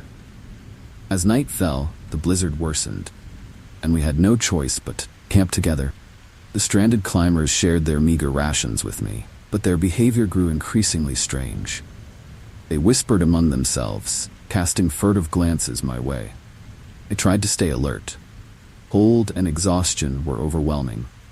As I drifted off to sleep, I heard them discussing something in hushed tones. The words were indistinct, but the tone was chilling. I awoke to find the leader standing over me, his expression dark and menacing. He demanded my supplies, his voice a low growl. The others surrounded us, their faces twisted with desperation and aggression. Panic surged through me as I realized the danger I was in. They were no longer just stranded climbers. They had become something more sinister. The eerie atmosphere was suffocating, and I knew I had to act fast. Feigning compliance, I handed over my pack, all the while scanning the area for an escape route. As they rummaged through my belongings, I saw my chance. I bolted, my heart pounding as I raced through the snow. The wind howled around me, and the snow stunned my face, but I didn't dare look back. The sound of their shouts grew fainter as I put more distance between us. The blizzard was my only ally, concealing my escape in its white embrace. I pushed on through the night, my body aching from the cold and exertion. The fear of being caught drove me forward, each step a struggle against the element. The chilling memory of their eyes, filled with a haunting mix of desperation and madness, spurred me on. The mountain, once a challenge to conquer, had become a battleground for survival. Every gust of wind and crunch of snow underfoot was a reminder of the danger I had narrowly escaped. By dawn, I had reached a sheltered ledge, offering a brief respite from the relentless storm. I huddled there, trying to regain my strength and composure. Eerie events of the night replayed in my mind, each detail more haunting than the last. Stranded climbers had become a chilling memory, their desperate faces etched into my thoughts. I knew I had to keep moving if I wanted to survive, but the experience had shaken me to my core. When I finally descended the mountain and reached a base camp, I shared my story with the authorities. They organized a search party, but the stranded climbers were never found. The blizzard had erased all traces of them, leaving only the haunting memory of our encounter. The chilling experience had left me deeply unsettled, a reminder of the thin line between humanity and madness. The mountain, with its eerie beauty and hidden dangers, had taught me a lesson I would never forget. Back home, I found it difficult to recount the events without a shiver running down my spine. The eerie encounter had changed me, instilling a newfound respect for the unpredictable nature of the wilderness. Friends and family listened in disbelief as I described the stranded climbers and their haunting transformation. The story served as a cautionary tale, a chilling reminder of the dangers that lie hidden in the harshest environment. Years later, the memory of that blizzard and the sinister climbers still haunts me. The mountain, once a place of adventure and excitement, now holds a darker significance. The chilling encounter has become a part of my story, a haunting chapter that I carry with me. It serves as a reminder to be cautious, to respect the power of nature, and to never underestimate the desperation that can drive people to madness. The mountain's eerie beauty and hidden perils are forever etched in my mind.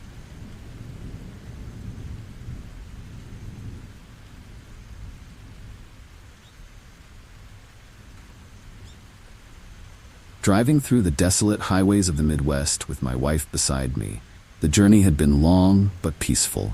The sun had set, and the eerie glow of the headlights cut through the darkness. We were about to pass a lonely stretch of road when we saw a figure ahead, waving frantically. As we approached, we saw a hitchhiker, his clothes disheveled and his eyes wide with desperation. Against my better judgment, I pulled over, thinking we could offer some help. He climbed into the back seat, mumbling thanks and asking for a ride to the next town. His voice was shaky and his eyes darted around nervously. There was something chilling about him that set me on edge. As we drove on, the conversation turned unsettling. He spoke of being followed, of danger lurking just out of sight. Paranoia was contagious, and I felt a growing unease. The atmosphere in the car grew tense, and my wife's grip on my arm tightened.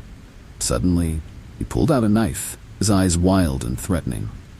"Don't make any sudden moves," he warned, the blade glinting in the dim light. My heart raced, and I struggled to keep calm. The situation had turned from eerie to terrifying in an instant. My mind raced, trying to think of a way out without provoking him. My wife and I exchanged a look, silently agreeing that we needed to stay calm and look for an opportunity to escape. The hitchhiker's paranoia grew, and he began ranting about conspiracies and unseen enemies. His grip on the knife tightened, and the car's claustrophobic atmosphere became unbearable. Every mile felt like an eternity, and I kept my eyes on the road, praying for a chance to get away. The tension was suffocating, and the eerie silence between his outbursts only made it worse. My wife's quiet sobs broke my heart, and I knew we had to act fast. In a stroke of luck, we saw a gas station sign ahead, its neon lights a beacon of hope. I told the hitchhiker we needed to stop for gas, keeping my voice steady despite the fear. He hesitated but agreed, his eyes narrowing suspiciously. As we pulled into the station, I tried to think of a way to signal for help. The eerie feeling of being trapped with this armed stranger was overwhelming. I parked the car, keeping the engine running. I offered to go inside and pay, but he insisted on coming with me. My wife stayed in the car, her eyes pleading with me to be careful. Inside the gas station, the clerk looked up, sensing something was wrong. I subtly signaled for help, hoping he understood. The hitchhiker grew more agitated, his paranoia escalating. The clerk, picking up on the tension, nodded slightly and moved towards the phone. The situation was becoming more dangerous by the second. As we walked back to the car, I saw my wife quietly open her door, ready to make a run for it. The hitchhiker noticed and lunged towards her, but I tackled him, the knife clattering to the ground. My wife scrambled out of the car, and I shouted for her to run. The gas station clerk rushed out, brandishing a bat, and together we managed to subdue the hitchhiker. Police arrived shortly after, their flashing lights piercing the eerie darkness. The ordeal was over, but the chilling memory stayed with us. The hitchhiker was arrested, and we gave our statements to the police. The eerie feeling of that night, the terrifying moments with a knife-wielding stranger, left a permanent mark. Driving home, the sense of relief was overwhelming, but the fear lingered. A desolate highway, once a path of adventure, had turned into a nightmare. The experience taught us to be more cautious, to trust our instincts.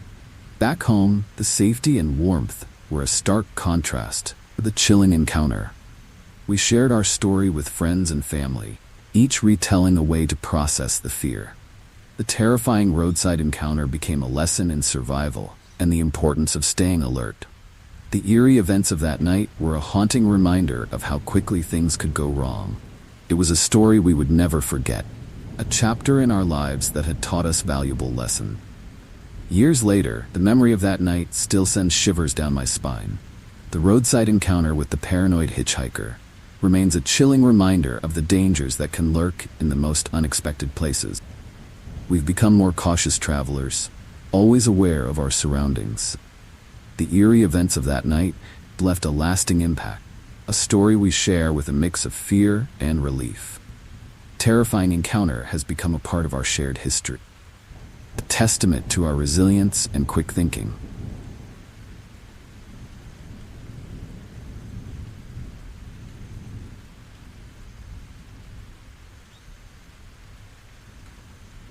I had always been intrigued by conspiracy theories, but nothing could have prepared me for what I uncovered in a remote desert town.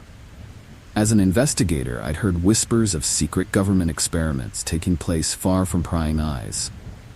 My curiosity led me to this eerie location, where the haunting stillness of the desert seemed to guard its secrets fiercely. It wasn't long before I stumbled upon an abandoned facility, hidden from the world. The entrance was half buried in sand, its door hanging ajar with a chilling creak. Inside, the air was thick with the smell of chemicals and decay. Old equipment lay scattered around, covered in dust, and the walls were lined with strange symbols that sent shivers down my spine. I took out my camera, documenting everything I could. The deeper I went, the more sinister the place felt. My heart raced as I realized I wasn't alone. I heard footsteps echoing through the empty halls, and my pulse quickened. I ducked into a nearby room, hiding behind an old desk. Peering out, I saw shadowy figures moving methodically through the facility. They were dressed in black, their faces obscured by masks. Fear gripped me as I realized these must be the agents sent to protect the secret experiments. The situation was growing more dangerous by the second. Determined to uncover the truth, I crept through the facility, staying out of sight. In one of the rooms, I found files detailing horrific experiments on humans and animals. The descriptions were chilling, and the images were even worse. I knew I had to get this information out to the world. My hands trembled as I photographed the documents, each flash of the camera feeling like a beacon in the dark. The weight of what I had discovered was overwhelming. As I made my way to the exit, the agents' footsteps grew louder. They were closing in, and I had to think fast. I found an old ventilation shaft and squeezed inside, crawling through the narrow space. My heart pounded in my ears, the sound of the agents searching for me echoing through the metal ducts. I emerged outside, cool night air a stark contrast to the stifling facility. But I wasn't safe yet. The agents were still on my trail. I ran to my car, starting the engine with trembling hands. As I sped away, I saw headlights in my rearview mirror. They were following me. Panic surged through me, but I kept my focus on the road. I had to get to a place where I could broadcast the information I'd gathered. The eerie desert landscape blurred past, and I prayed I could outpace my pursuers. Every minute felt like an eternity, chilling thought of capture ever present. I reached a small town with a public library that had an internet connection. I hurried inside, my breath coming in ragged gasps. I uploaded the photos and documents to multiple online platforms, ensuring the truth would be seen. Feeling of urgency was overwhelming, and I glanced nervously out the window, expecting the agents to burst in at any moment. The knowledge that I was exposing something so sinister kept me going.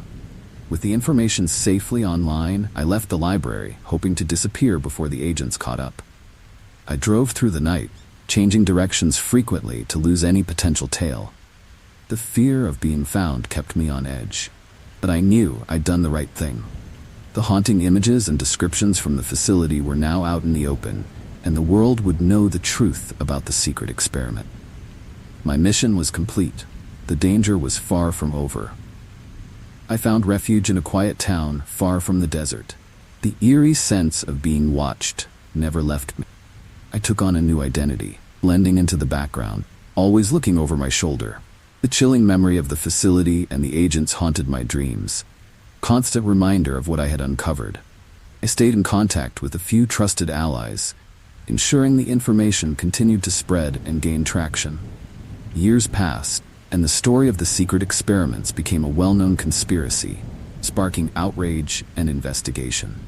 The haunting truth of what had happened in that remote desert town could no longer be ignored. I remained in the shadows, knowing my safety depended on my anonymity. The eerie silence of the desert had been broken, and the world was finally aware of the chilling reality hidden within its sand.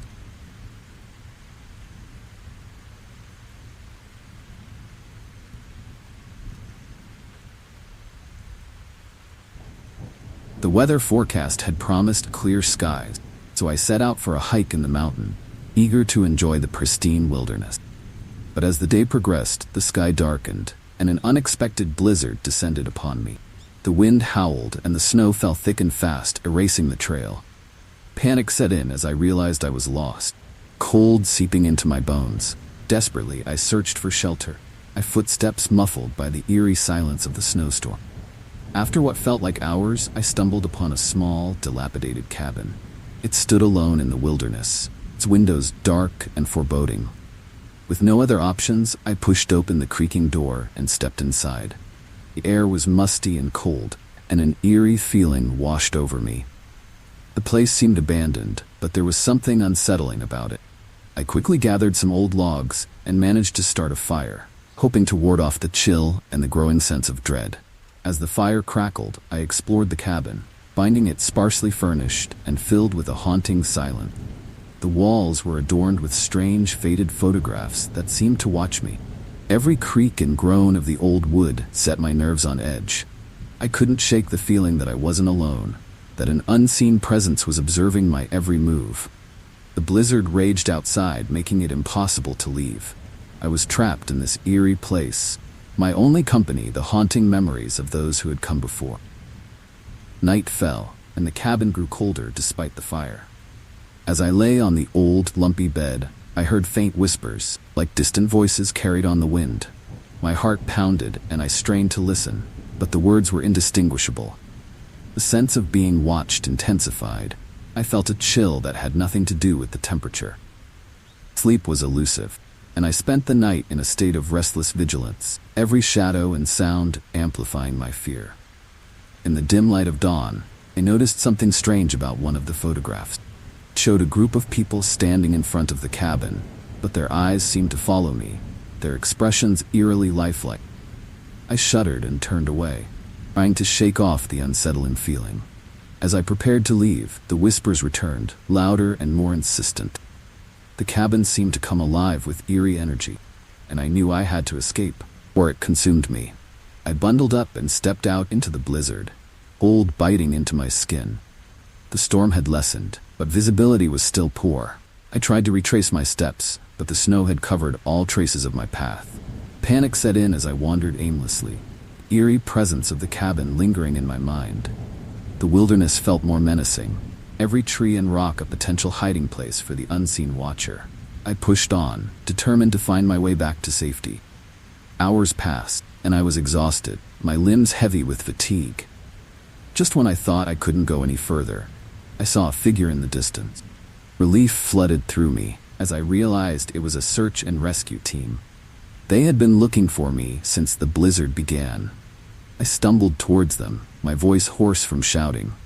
The sight of their bright jackets and the sound of their voices was a welcome contrast to the eerie silence of the cabin.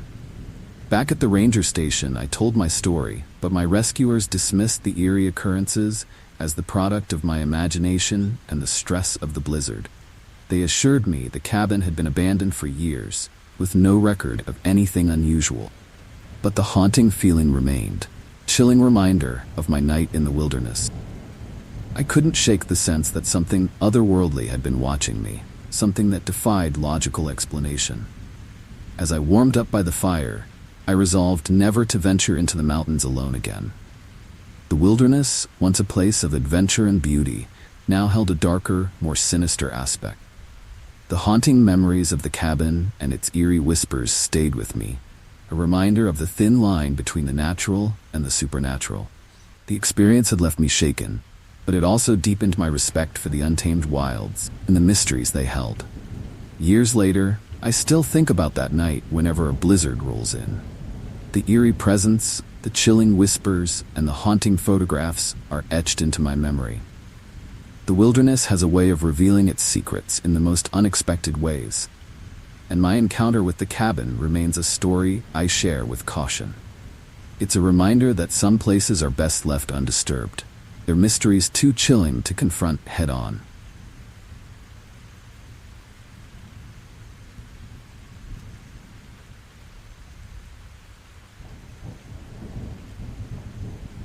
It was late, and the desolate stretch of highway seemed endless. My car had broken down, and I had no choice but to hitchhike. After what felt like an eternity, a trucker finally pulled over. His rig was massive, and his demeanor was rough, but I was desperate. I climbed into the cab, thanking him for the ride. The trucker, with his gruff voice and unsettling grin, introduced himself as Jake. The atmosphere was immediately chilling, but I brushed it off, eager to get to safety. As we drove, the conversation turned odd. Jake's stories of the road were filled with eerie details and hints of danger. He spoke of accidents and disappearances, his eyes gleaming with a strange excitement. My unease grew, but I forced myself to stay calm. The night outside was pitch black, the only light coming from the truck's headlights, slicing through the darkness. The highway seemed to stretch on forever, a haunting reminder of how isolated we were. I noticed Jake's grip on the wheel tightening, his knuckles white. He began talking about a dangerous hitchhiker who had been causing trouble along this route. The way he described the hitchhiker was eerie, as if he relished the fear it invoked. My heart pounded as I realized I might have made a grave mistake. I glanced at the door handle, calculating the risks of jumping out. The truck's speed made it a daunting prospect, but the chilling stories made staying even more terrifying. Jake's tone grew darker, and his eyes seemed to bore into me. He mentioned how easy it was for someone to disappear on these lonely roads. The eerie atmosphere was suffocating, and I knew I had to find a way out. Suddenly, the truck slowed down, and Jake pulled over, claiming he needed to check something in the back. The moment he stepped out, I knew this was my chance. My heart raced as I quietly unbuckled my seatbelt and prepared to run. I slipped out of the cab, the cold night air hitting me like a slap. I darted into the darkness, hoping Jake wouldn't notice my escape. The eerie silence of the night was broken only by the crunch of gravel under my boots. I ran as fast as I could, the fear of being caught propelling me forward. The highway stretched out before me, a chilling path to potential safety. Behind me, I heard Jake's angry shouts, but I didn't dare look back. The darkness was disorienting, and my breath came in ragged gasps. I spotted a faint light in the distance. A gas station or rest stop, perhaps. Desperation drove me on, my legs aching with each step. The eerie stillness of the night was punctuated by the occasional passing car, none of which stopped. Finally, I reached the light, collapsing against the door of a small diner. The warmth and noise inside were a stark contrast to the chilling cold and silence outside. Inside, I told the staff what had happened. They called the police, who arrived quickly. As I sat in the diner, sipping hot coffee, the reality of my narrow escape began to sink in. The officers took my statement, their serious expressions only adding to the gravity of the situation. They assured me they would find Jake. Fear lingered. Eerie experience had left a lasting impression, a chilling reminder of the dangers that can lurk on the open road. The police escorted me home, their presence a comforting barrier against the lingering fear. I couldn't shake the haunting memories of the ride with Jake. His sinister stories and the palpable danger had etched themselves into my mind. The open road, once a symbol of freedom and adventure, now held a darker, more sinister meaning. I vowed never to hitchhike again. The chilling encounter a lesson I would never forget. Back home, I struggled to return to normal life. The eerie events of that night replayed in my mind, each detail more haunting than the last. Friends and family listened in disbelief as I recounted the story, their concern evident. Chilling experience had changed me, making me more cautious and aware of the potential dangers around me. It was a story I shared with a mix of fear and relief, cautionary tale of the risks of trusting strangers. Years later, the memory of that night still sends shivers down my spine. The dangerous hitchhiker encounter remains a haunting chapter in my life, a constant reminder of how quickly things can go wrong. The eerie tales and the palpable fear are etched into my memory, a lesson in vigilance and caution. It's a story that has shaped my perception of the world, making me more careful and aware of the shadows that can lurk just out of sight.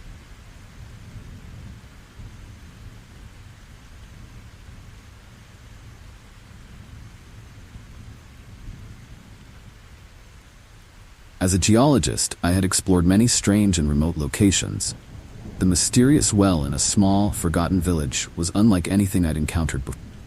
The well had a dark legend attached to it, and the locals avoided it at all costs.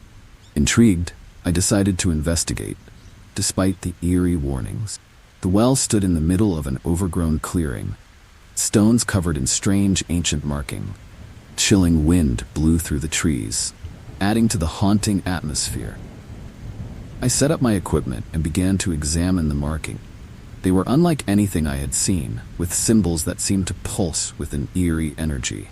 The deeper I looked, the more I felt a sense of unease.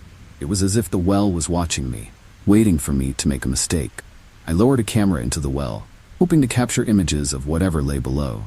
The rope creaked ominously, the sound echoing off the stone walls.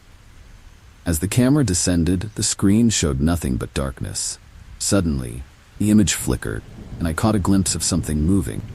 My heart raced as I tried to focus the camera, but the figure disappeared. The air around me grew colder, and I felt a chilling presence behind me. I turned quickly. There was nothing there. The well's legend spoke of a malevolent force that resided within, and I began to believe it.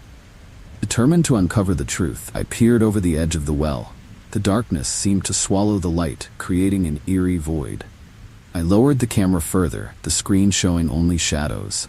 Then, without warning, the rope jerked violently, and the camera was ripped from my hands. A chilling laugh echoed from the depths, sending shivers down my spine. I stumbled back, my mind racing with fear and confusion. I tried to rationalize what had happened, but the haunting presence was undeniable. The markings on the well seemed to glow with a malevolent light, and I knew I had to leave. As I packed up my equipment, ground beneath me began to tremble. The well seemed to pulse with an eerie energy, and a thick mist rose from its depths. Panic set in, and I hurried to gather my things, my hands shaking uncontrollably. Just as I was about to leave, a forceful gust of wind knocked me off my feet. I scrambled to get up, but the ground seemed to pull me towards the well. The mist thickened, forming ghostly shapes that reached out with clawed hands. I fought against the invisible pull, my heart pounding in my chest. The well's dark legend was becoming terrifyingly real, and I was trapped in its haunting grip. The chilling force was relentless. With a surge of adrenaline, I managed to break free and ran towards the village.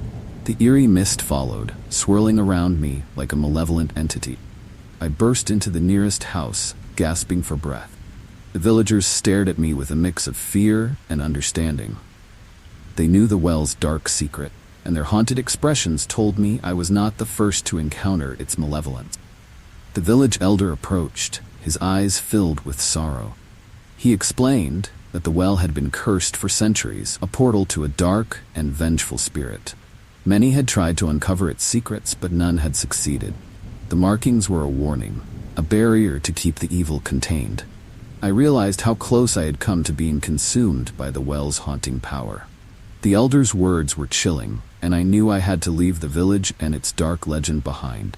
The experience had shaken me to my core. Back home, I tried to put the experience behind me, but the haunting memories lingered. The well's malevolent force and the eerie presence stayed with me, a constant reminder of the dangers of delving too deep into the unknown. I shared my story with colleagues, but many dismissed it as a figment of my imagination. However, the chilling reality of what I had encountered was something I could never forget. Years later, the memory of the haunted well still sends shivers down my spine. The strange markings, the eerie mist, and the malevolent force are etched into my mind. The experience taught me to respect the mysteries of the world and the haunting powers that lie hidden within. It's a story I tell with caution, a chilling reminder of the thin veil between our world and the unknown. The haunted well remains a legend, and its dark power continues to haunt me.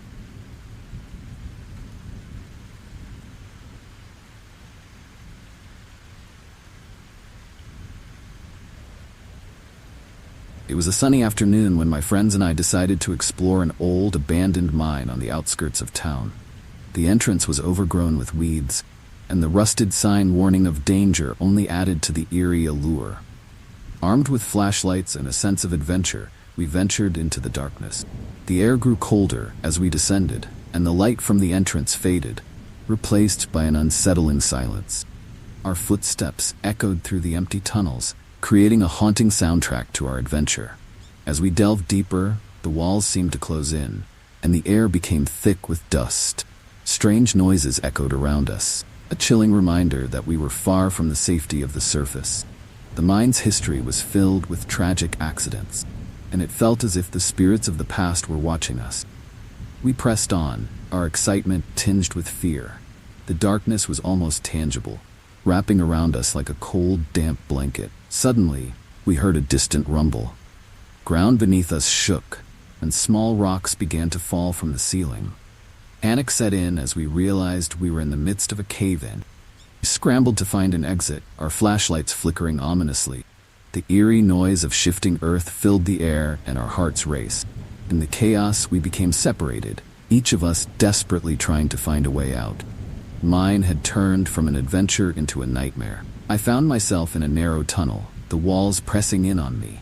The darkness was overwhelming, and the sounds of the cave-in echoed around me, creating a haunting symphony of terror. My flashlight flickered and died, plunging me into complete darkness. I fumbled for my phone, using its weak light to guide me. The eerie silence was broken only by my ragged breathing and the occasional rumble from the collapsing mine. Fear was suffocating. After what felt like an eternity, I saw a faint light ahead. I hurried towards it, my heart pounding with hope and fear. I emerged into a larger chamber where my friends were waiting. Relief washed over me, but it was short-lived. The exit was blocked by fallen rocks, and we were trapped. We searched for another way out, the eerie atmosphere weighing heavily on us. The mine seemed to close in, its dark history becoming all too real. As we explored the chamber, we discovered old mining equipment and personal belongings left behind by the miners. It was a chilling reminder of the mine's tragic past. We found a journal, its pages yellowed with age, detailing the final days of the miners trapped during a cave-in decades ago. Their haunting words described the growing despair and fear, mirroring our own situation. Eerie connection to the past was unsettling. Hours passed, and our situation grew more desperate. The air was thick and hard to breathe, and our hope began to wane. We heard faint voices, eerie and indistinct, like whispers carried on the wind. It was as if the spirits of the miners were reaching out to us, their presence a chilling reminder of our own mortality. We followed the voices, hoping they would lead us to safety. The mine was a labyrinth, and every turn seemed to lead us deeper into darkness. Just when we thought we were lost, we stumbled upon an old ventilation shaft. It was narrow and unstable, but it offered a glimmer of hope. We climbed through, one by one, the eerie sounds of the mine echoing around us. The shaft led to a small opening, and we crawled through, emerging into the cool night air. Relief and exhaustion washed over us as we realized we had escaped. The mine's haunting presence was behind us, but the experience had left its mark. We reported the cave-in to the authorities, who sealed the mine to prevent future tragedies. The eerie adventure had taken its toll on us, and we vowed never to return.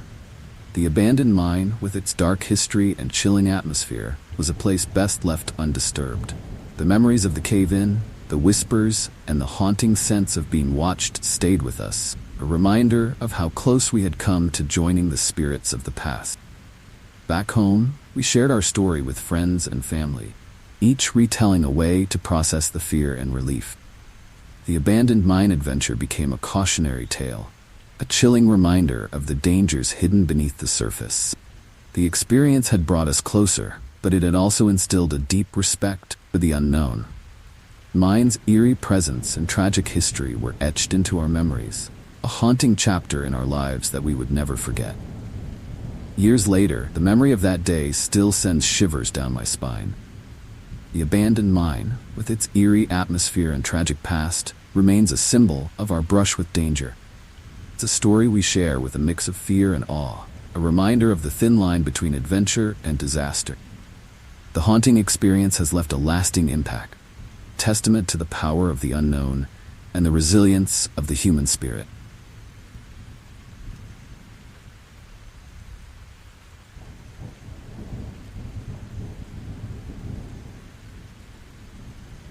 Working late at the store one night, I stumbled upon something disturbing. As I was closing up, I noticed a small hidden camera tucked away in one of the fitting rooms. My heart skipped a beat as I realized someone had been spying on customers. The thought was chilling, and I knew I had to report it. But as I reached for my phone, an eerie feeling washed over me. The store was empty, but I couldn't shake the sense I was being watched. I quickly reported the camera to my manager, who promised to investigate. The next day, we reviewed the security footage and discovered that the camera had been placed there recently. Culprit was careful, always wearing a hood to obscure their face. The haunting realization that the person might still be around made my skin crawl. We decided to notify the police, hoping they could find the person responsible. Days passed, and the store's atmosphere grew tense. Every time I entered the fitting rooms, I felt a chill, as if the walls themselves were watching. Police investigation was slow, and there were no leads. One evening, as I was about to leave, I noticed a shadowy figure lingering near the fitting rooms. My heart raced, and I decided to confront them. The figure bolted, disappearing into the night. The encounter left me shaken and more determined to find out who was behind the surveillance. I started my own investigation, reviewing footage and talking to coworkers. The pieces slowly came together, and I began to suspect one of our regular customers, a man who always seemed to hang around the fitting rooms. His behavior had always been a bit off, but now it seemed downright sinister. I shared my suspicions with the police, who agreed to keep an eye on him. The chilling feeling of being watched never left me. One night, I stayed late to catch the suspect in the act. Hiding in a corner, I waited, my heart pounding with anticipation and fear. Hours passed. Just when I thought he wouldn't show, I saw him slip into the store. He headed straight for the fitting rooms, pulling out another hidden camera. The eerie realization that I had been right all along was both satisfying and terrifying. I called the police, hoping they would arrive before he noticed me. As the police arrived, the man tried to flee. They caught him. The relief was overwhelming, but the haunting memory of his actions stayed with me. The store felt tainted by his presence, and I couldn't shake the feeling of being watched. The police found more cameras and discovered that he had been doing this for months, gathering footage for unknown purposes. The thought was chilling, and the store's staff and customers were all deeply affected. With the culprit caught, the store tried to return to normal, but the eerie atmosphere lingered. The fitting rooms, once a place of privacy, now felt invasive and uncomfortable. We installed additional security measures and made sure everyone was vigilant. The experience had left a mark on all of us, a haunting reminder of how easily our privacy could be violated. The chilling events had changed the way we viewed our workplace. Months later, the store finally felt a bit safer, but the memory of the surveillance mystery remained. I often found myself looking over my shoulder, the haunting experience always at the back of my mind. It had made me more cautious, more aware of my surroundings. The eerie feeling of being watched faded. The lessons learned were permanent. We had become a close-knit team, united by the ordeal we had endured. Sharing the story with friends and family, I realized how important it was to stay vigilant. The chilling events at the store had taught me the value of trust and the necessity of security. It was a story that served as a warning, a reminder that we must always be aware of our surroundings. The haunting experience had changed me, making me more protective of my personal space and the privacy of those around me.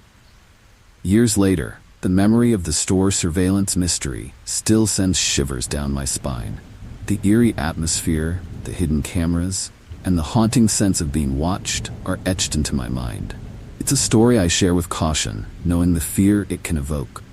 The experience remains a testament to the importance of vigilance and the chilling reality.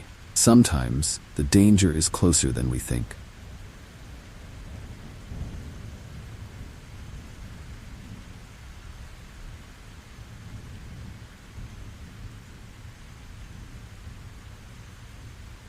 It was a bright and breezy morning when I joined a beach cleanup in Santa Monica. The sun shone down on us as we scoured the shoreline, picking up trash and enjoying the salty air. Everything seemed perfect until I stumbled upon a mysterious box half buried in the sand. The box was weathered and covered in strange symbols that sent a chill down my spine. Curiosity got the better of me, and I decided to take a closer look. Opening the box, I found a collection of old photographs and documents. The images were eerie, depicting hooded figures standing in a circle, their faces obscured. The documents were written in a language I couldn't understand, filled with strange symbols similar to those on the box. A sense of unease washed over me as I realized I had uncovered something sinister. I showed the contents to my fellow volunteers, but they were just as baffled as I was. As the day wore on, I couldn't shake the haunting feeling that the box had brought something ominous into our midst. We continued the cleanup, but I felt a constant sense of being watched. Suddenly, I noticed a group of men standing at the edge of the beach, their eyes fixed on us. They were dressed in dark clothing, and their presence was unsettling. I tried to ignore them, but the eerie feeling only grew stronger. During a break, one of the men approached me. His expression was stern, and his voice was low and threatening. He demanded to know where I had found the box, his eyes filled with a chilling intensity. I tried to remain calm, but my heart raced with fear. I told him the truth, hoping he would leave us alone. Instead, he grabbed the box and warned me to forget I had ever seen it. The encounter left me shaken, and I knew we were in danger. The men continued to watch us from a distance, their presence casting a dark shadow over the sunny day. The other volunteers noticed my unease and asked what had happened. I shared the details of the encounter, and a sense of dread settled over the group. We decided to leave the beach, but as we packed up, the men began to follow us. The situation had turned from a peaceful cleanup to a chilling game of cat and mouse. We reached the parking lot, our movements hurried and tense. The men were still there, watching our every move. As we loaded our cars, I saw one of them speaking into a phone, his eyes never leaving us. The air was thick with fear. I felt trapped. We managed to leave the beach, but the eerie feeling of being followed persisted. I drove home, my hands gripping the wheel tightly, constantly checking the rearview mirror. That night, couldn't sleep. The images from the box and the menacing presence of the strangers haunted my thoughts. I researched the symbols and found vague references to secret societies and ancient rituals. The information was scarce, but it confirmed my suspicions that we had stumbled upon something dangerous. The haunting realization that these men were part of a secret society made my skin crawl. Over the next few days, I noticed strange cars parked near my house and unfamiliar faces in the neighborhood. The sense of being watched was overwhelming, and I felt a constant chill down my spine. I contacted the other volunteers, and they reported similar experiences. We decided to meet and discuss our next steps, but the fear of retaliation kept us on edge. The eerie events had brought us closer, but the danger was ever present. During our meeting, we agreed to contact the authorities and share everything we knew. The police took our statements and promised to investigate, but their reassurances did little to ease our fears. The men in dark clothing seemed to disappear, but the sense of unease remained. We had exposed a secret, and the chilling consequences were far from over. The beach, once a place of relaxation, had become a symbol of fear and mystery. Months passed, and the strange occurrences gradually faded. The memory of the ominous beach cleanup lingered, a haunting reminder of the dangers that can hide in plain sight.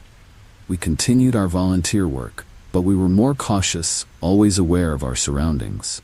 The experience had changed us, instilling a deep respect for the unknown and the power of secret. The eerie events had left a lasting impact, a story we shared with a mix of fear and fascination. Years later, the memory of that day still sends shivers down my spine. The mysterious box, the hooded figures, and the menacing strangers are etched into my mind. It's a story I tell with caution, knowing the fear it can evoke. The experience remains a testament to the power of curiosity and the chilling reality that some secrets are best left undiscovered.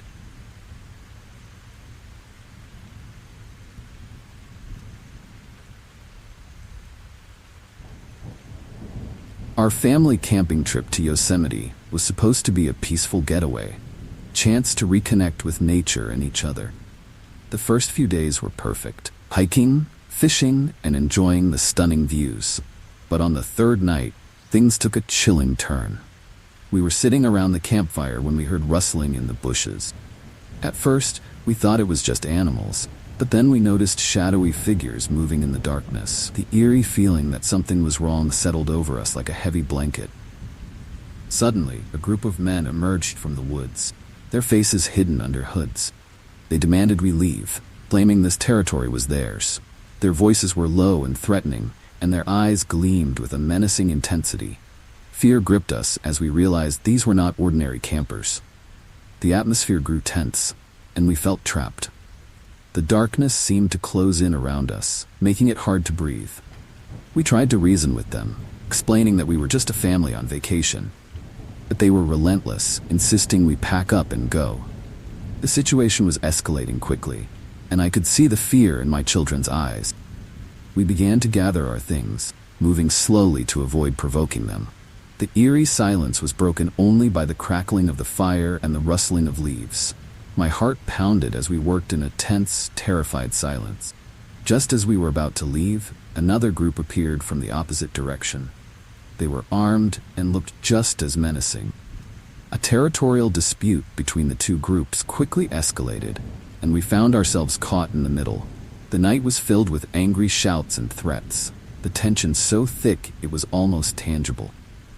The thought of being caught in a violent confrontation was chilling, and we knew we had to find a way out. My wife and I exchanged a look, silently agreeing on a plan. We grabbed our kids and slipped away into the darkness, hoping to go unnoticed.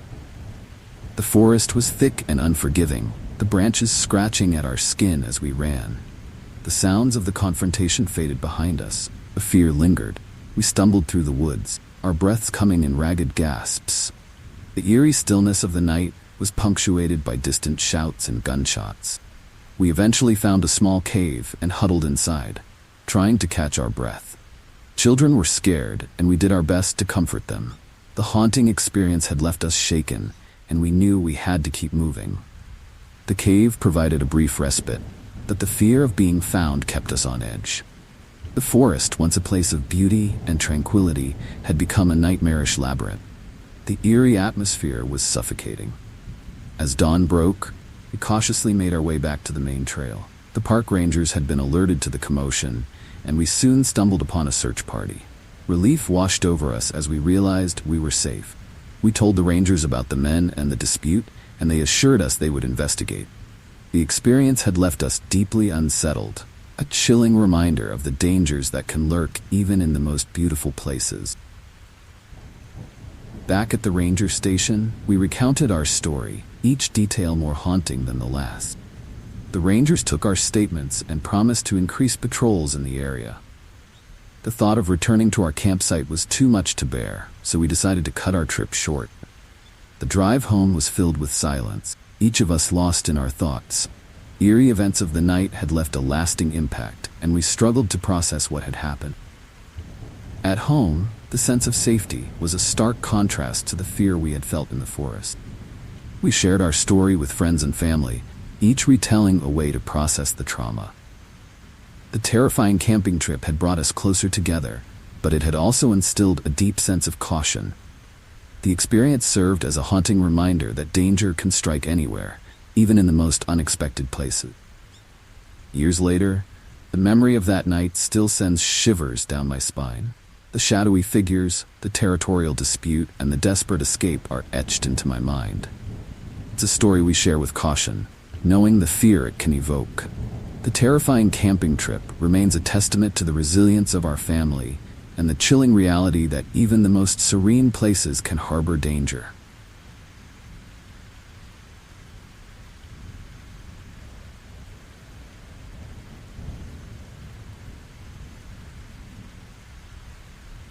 One night, I was driving back from a business trip, feeling confident that taking a shortcut would save me time.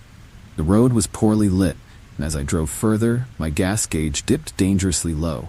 With no signs of civilization for miles, I felt a wave of anxiety wash over me. Suddenly, I saw a flickering neon sign up ahead. It was a diner, seemingly abandoned, but with lights still on. Desperate for fuel and food, I decided to stop. As I walked in, eerie atmosphere hit me. The diner was almost empty, with only a couple sitting in a corner booth whispering to each other. The place felt hauntingly silent, except for the occasional clink of their silverware. Couple's eyes followed me as I approached the counter, their stares unnervingly intense. A chill ran down my spine, but I brushed it off, thinking they were just curious about a rare visitor. The waitress, a gaunt woman with a forced smile, came out from the back. Her demeanor was unsettling, and she seemed to be hiding something. I asked if there was a gas station nearby, and she nodded slowly, pointing down the road. Her eyes darted to the couple and then back to me, her smile never reaching her eyes. The situation felt increasingly eerie, but I thanked her and ordered a coffee to warm up. As I waited, the couple continued to watch me, their whispers growing louder and more frantic. The air was thick with tension, and I couldn't shake the feeling of impending danger. I decided to leave, but just as I stood up, the man from the booth approached me. His eyes were dark and empty, and he spoke in a low, threatening tone. "You're not going anywhere," he said, a chilling grin spreading across his face. Panic set in, and I glanced around for an escape. The woman blocked the entrance, her stance menacing. The couple's behavior was terrifying, and I knew I had to act fast. I threw my coffee at the man and bolted for the kitchen door, hoping it led to a back exit. The diner erupted in chaos, the couple shouting angrily as they chased me. My heart pounded as I ran, kitchen's dim light guiding my way. I burst through the back door, stumbling into the dark alley behind the diner. The night was eerily silent, broken only by the sound of my ragged breathing. I didn't dare look back, focusing solely on finding my car and escaping. Couple's shouts faded. A fear lingered, driving me forward. I reached my car, fumbling with the keys as adrenaline surged through me. The engine roared to life. I sped away, leaving the chilling diner behind. As I drove down the desolate road, my mind raced with thoughts of what could have happened. The haunting experience left me shaken. I vowed never to take shortcuts again. I found a gas station a few miles down the road, its bright lights a welcome sight. The attendant was friendly, a stark contrast to the eerie couple at the diner. I filled up my tank, grateful to be safe but unable to shake the lingering fear. Back on the main highway, I couldn't stop replaying the night's events in my mind. Couple's menacing behavior, the waitress's unsettling demeanor, and the terrifying chase haunted my thoughts.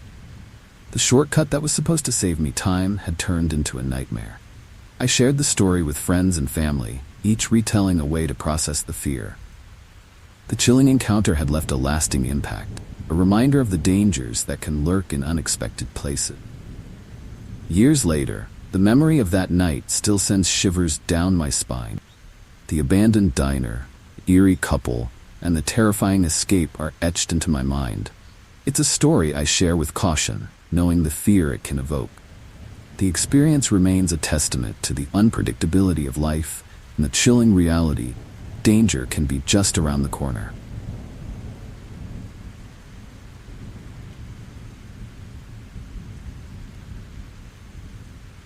It was a cold winter evening in Quebec City, and I had decided to visit the annual Winter Carnival. The streets were alive with laughter and the smell of delicious food. As I wandered through the festive crowd, I noticed an old abandoned building on the outskirts of the carnival grounds. The place seemed out of place amidst the joyful chaos, its dark windows and crumbling facade exuding an eerie aura. Intrigued, I decided to take a closer look. The building's door was slightly ajar, and curiosity got the better of me. I stepped inside, the warmth of the carnival replaced by a chilling cold. The air was thick with dust, and the floorboards creaked under my weight. As I ventured deeper, I heard faint voices coming from the basement. My heart pounded with a mix of fear and excitement.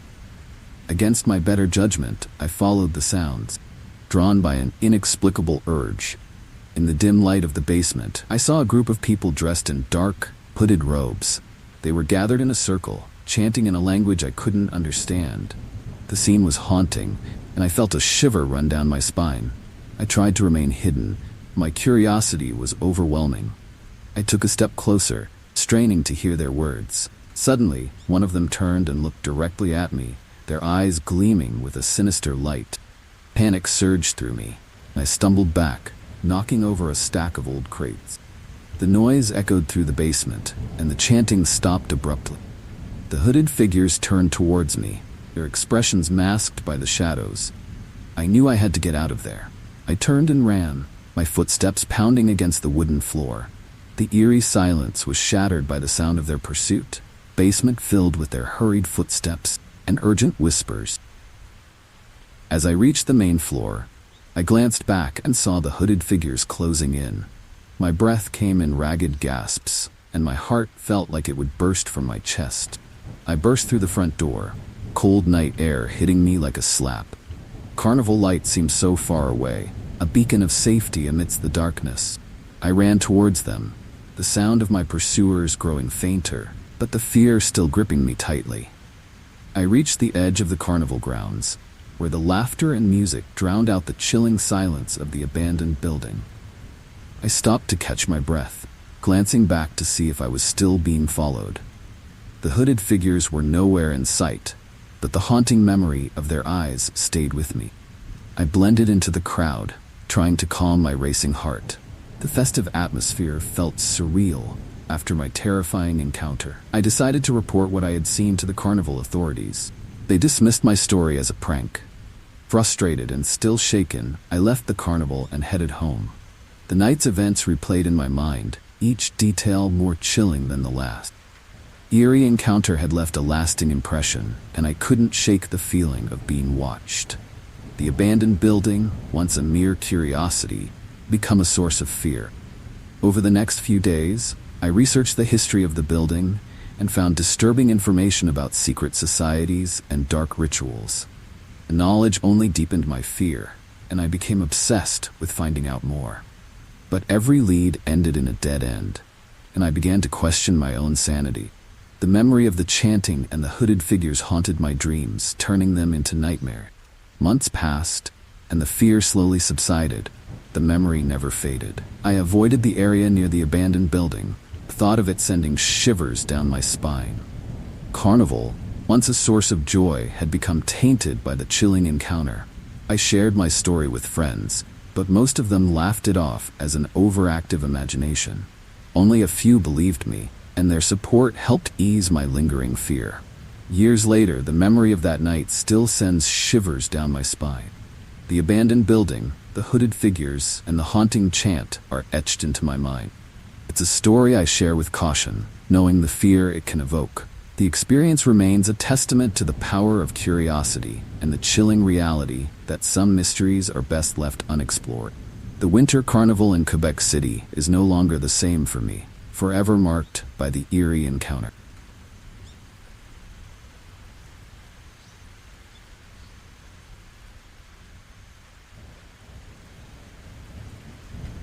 It was late at night, and I was driving home from a long trip. The highway was deserted, and my fuel gauge was inching towards empty. Relief washed over me when I saw a flickering sign for a gas station up ahead. The place looked run down and eerie, but I didn't have much choice. I pulled in, creak of the old gas pump echoing in the still night. The attendant, an older man with a chilling smile, emerged from the shadows. His eyes followed me as I filled up the tank, and a sense of unease settled over me. The station's dim lights cast eerie shadows, making the place look even more sinister. As I walked inside to pay, the attendant's gaze never left me. His grin widened, revealing yellowed teeth. The atmosphere was tense, and I felt a chill run down my spine. The small talk he attempted only added to the unsettling feeling. After paying, I hurried back to my car, eager to leave. But as I started the engine, I noticed the attendant standing by the door, watching me intently. His presence was haunting, and I couldn't shake the feeling that something was very wrong. I pulled out of the station, but the eerie sensation stayed with me. The headlights illuminated the empty highway, and I tried to focus on getting home. Suddenly, I saw the gas station attendant's truck in my rearview mirror. He was following me, his headlights glaring like a predator's eyes. Panic surged through me, and I pressed the accelerator, hoping to lose him. The deserted highway stretched on, and my fear grew with every passing mile. The truck stayed close. The attendant's chilling smile burned into my memory. The sense of being hunted was overwhelming. I swerved onto a side road, hoping to shake him off. The narrow path was surrounded by dense woods, casting eerie shadows in the moonlight. The truck followed, relentless in its pursuit. My heart pounded as I tried to navigate the winding road. The fear was suffocating, and I could hear the blood rushing in my ears. The thought of being caught by the sinister attendant was terrifying. As I rounded a bend, I saw an old, abandoned house up ahead. Desperate, I turned into the driveway and killed the engine. I hoped the darkness would hide me. The truck roared past, its headlights sweeping over the house. I held my breath, praying he wouldn't notice. The eerie silence of the night was broken only by the sound of my racing heart. The minutes felt like hours as I waited, hidden in the shadows. After what felt like an eternity, the truck finally disappeared into the distance. I let out a shaky breath, my body trembling with adrenaline and fear. The haunting experience had left me shaken, and I knew I had to find a way back to the main road. I started the car quietly and slowly made my way back. The eerie night seemed to close in around me, every shadow a potential threat. I eventually found my way back to the highway, the bright lights a welcome relief. The gas station and the chilling attendant were miles behind. The fear lingered. I drove straight home, not stopping until I reached the safety of my driveway. The experience had left a lasting impact, and I couldn't shake the feeling of being watched. The haunting memory of the chase stayed with me, a reminder of the dangers that can lurk in the most unexpected places. Back home, I shared my story with friends and family, each retelling a way to process the fear. The chilling encounter at the gas station became a cautionary tale, a reminder to trust your instinct. The eerie night had taught me to be more cautious, to avoid places that felt wrong. The memory of the attendant's sinister smile and the relentless chase were etched into my mind, a haunting chapter in my life. Years later, the memory of that night still sends shivers down my spine. The deserted highway, eerie gas station, and the chilling chase are etched into my mind. It's a story I share with caution, knowing the fear it can evoke. The experience remains a testament to the unpredictability of life and the chilling reality that danger can be just around the corner.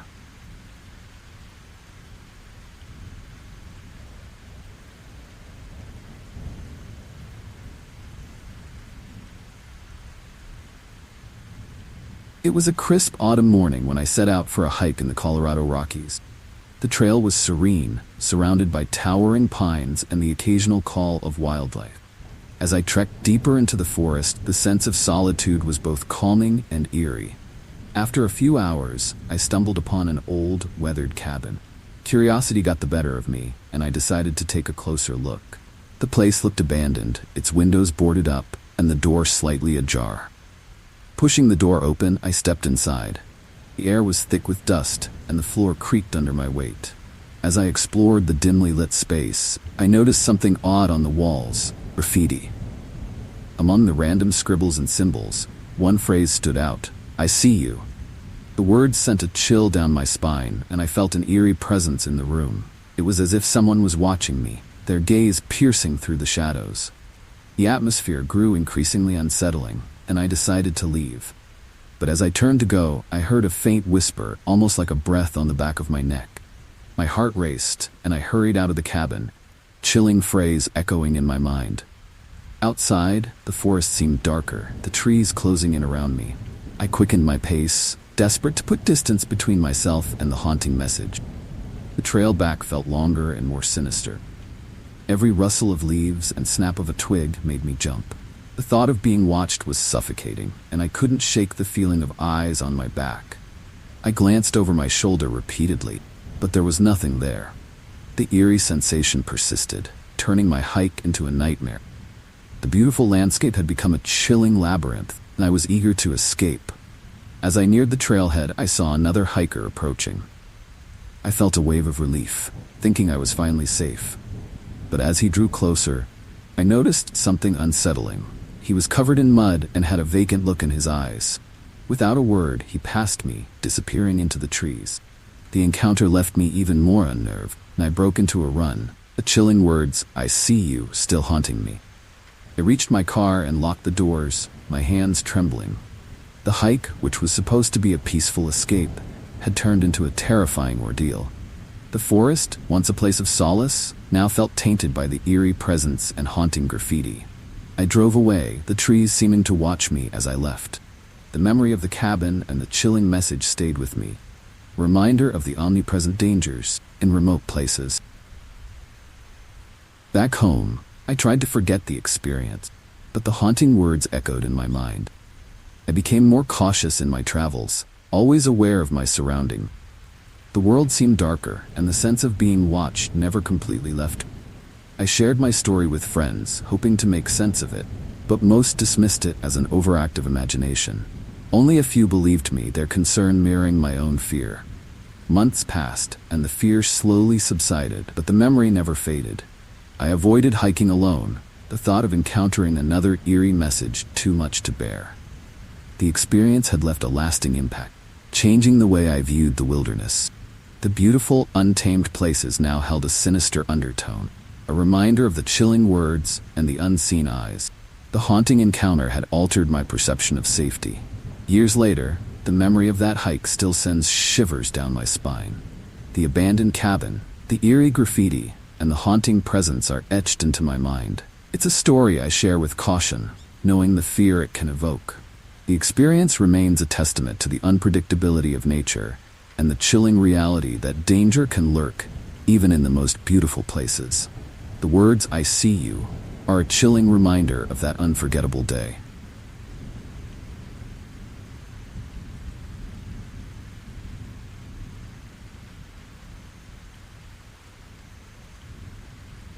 A South African safari had always been a dream of mine.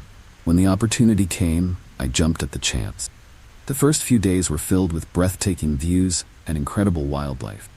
But on the fourth day, I got separated from my group.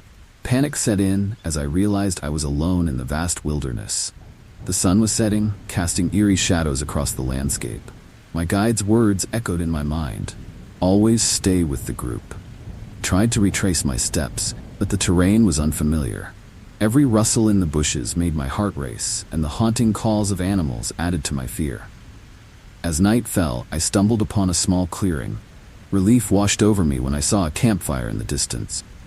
Thinking it might be my group, I hurried towards it. But as I got closer, I realized something was terribly wrong. The camp was filled with armed men, poachers. My heart pounded as I hid behind a tree, watching them. The poachers were heavily armed and looked ruthless. I knew I had to get out of there before they saw me. But as I turned to leave, I stepped on a dry twig. The sound seemed deafening in the silence of the night. Poachers looked up, their eyes scanning the darkness. I held my breath, praying they wouldn't find me.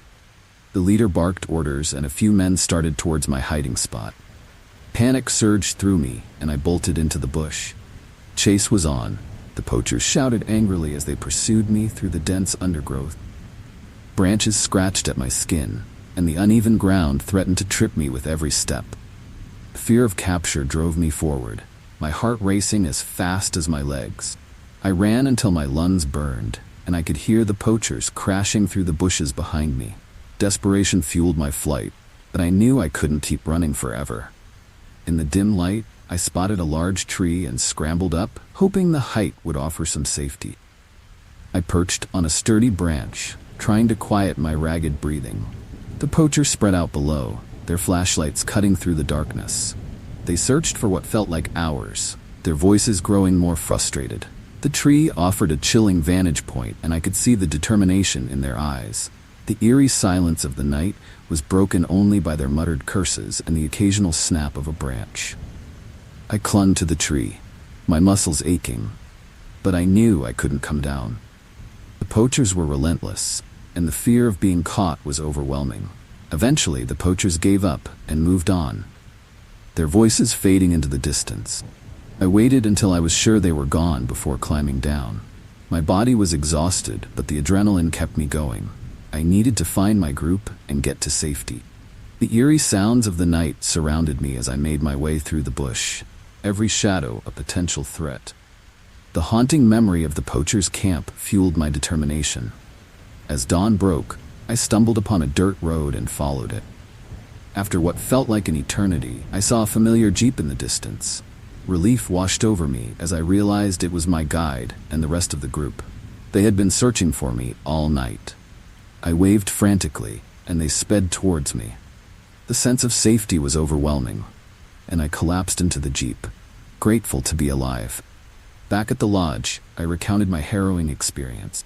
My guide was furious that I had wandered off, but relieved that I was safe.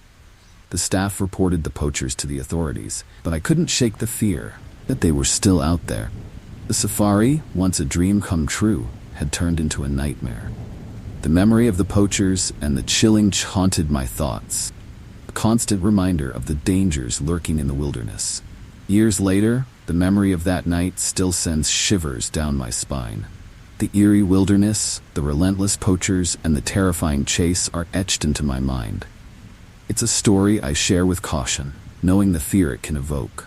The experience remains a testament to the unpredictability of nature and the chilling reality that danger can strike when least expected. The safari, once a source of joy, had become a haunting reminder of my narrow escape.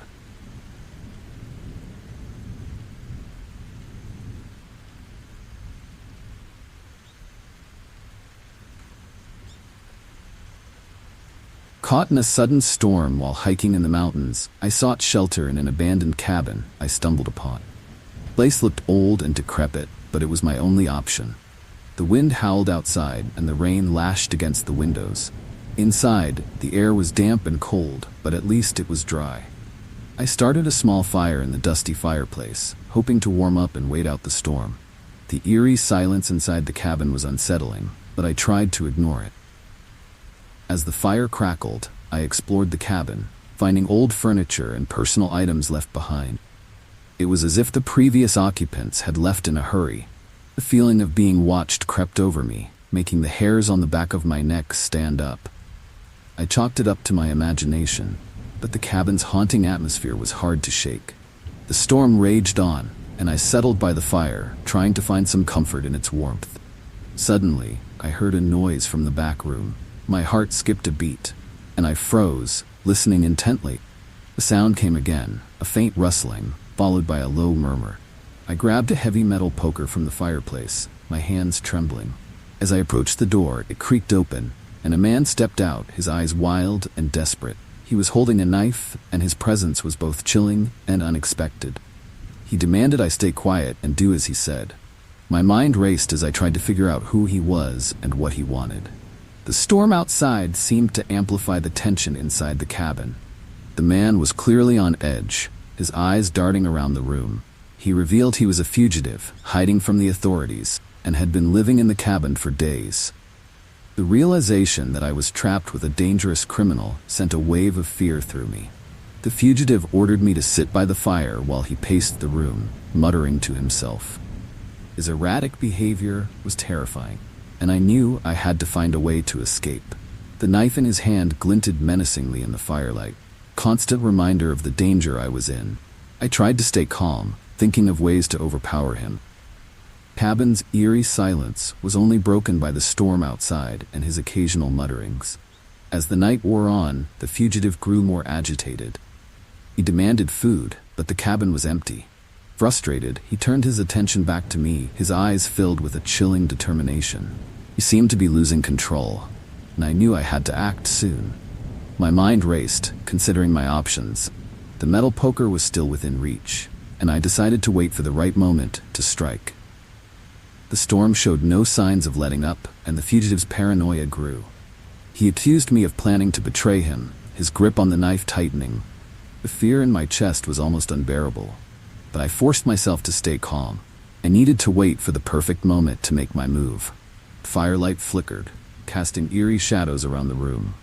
The cabin felt like a trap, the walls closing in on me. Finally, the moment came. The fugitive turned his back to me for just a second, distracted by a noise outside. I lunged forward, grabbing the poker and swinging it with all my might. The blow caught him off guard, and he dropped the knife, collapsing to the floor. My heart raced as I kicked the knife away and ran for the door. The storm was still raging, but the fear of staying in the cabin was greater than facing the element. I stumbled through the rain and wind, desperate to put as much distance between myself and the cabin as possible. The storm battered me, but the adrenaline kept me going. After what felt like hours, I found a ranger station and collapsed at the door. The rangers took me in, and I recounted my harrowing experience. They sent a team to the cabin, but the fugitive had already fled. The ordeal was over, but the haunting memory remained. Back home, I tried to process what had happened. Cabin, the fugitive, and the storm had left a lasting impact on me. Fear and adrenaline of that night were hard to forget. I shared my story with friends and family, each retelling a way to make sense of the terror. The experience had changed me, making me more cautious and aware of the dangers that can lurk in unexpected places. Cabin Nightmare was a chilling reminder of how quickly things can go wrong. Years later, the memory of that stormy night still sends shivers down my spine. The abandoned cabin, the fugitive, and the terrifying escape are etched into my mind. It's a story I share with caution, knowing the fear it can evoke. The experience remains a testament to the unpredictability of life and the chilling reality that danger can be just around the corner.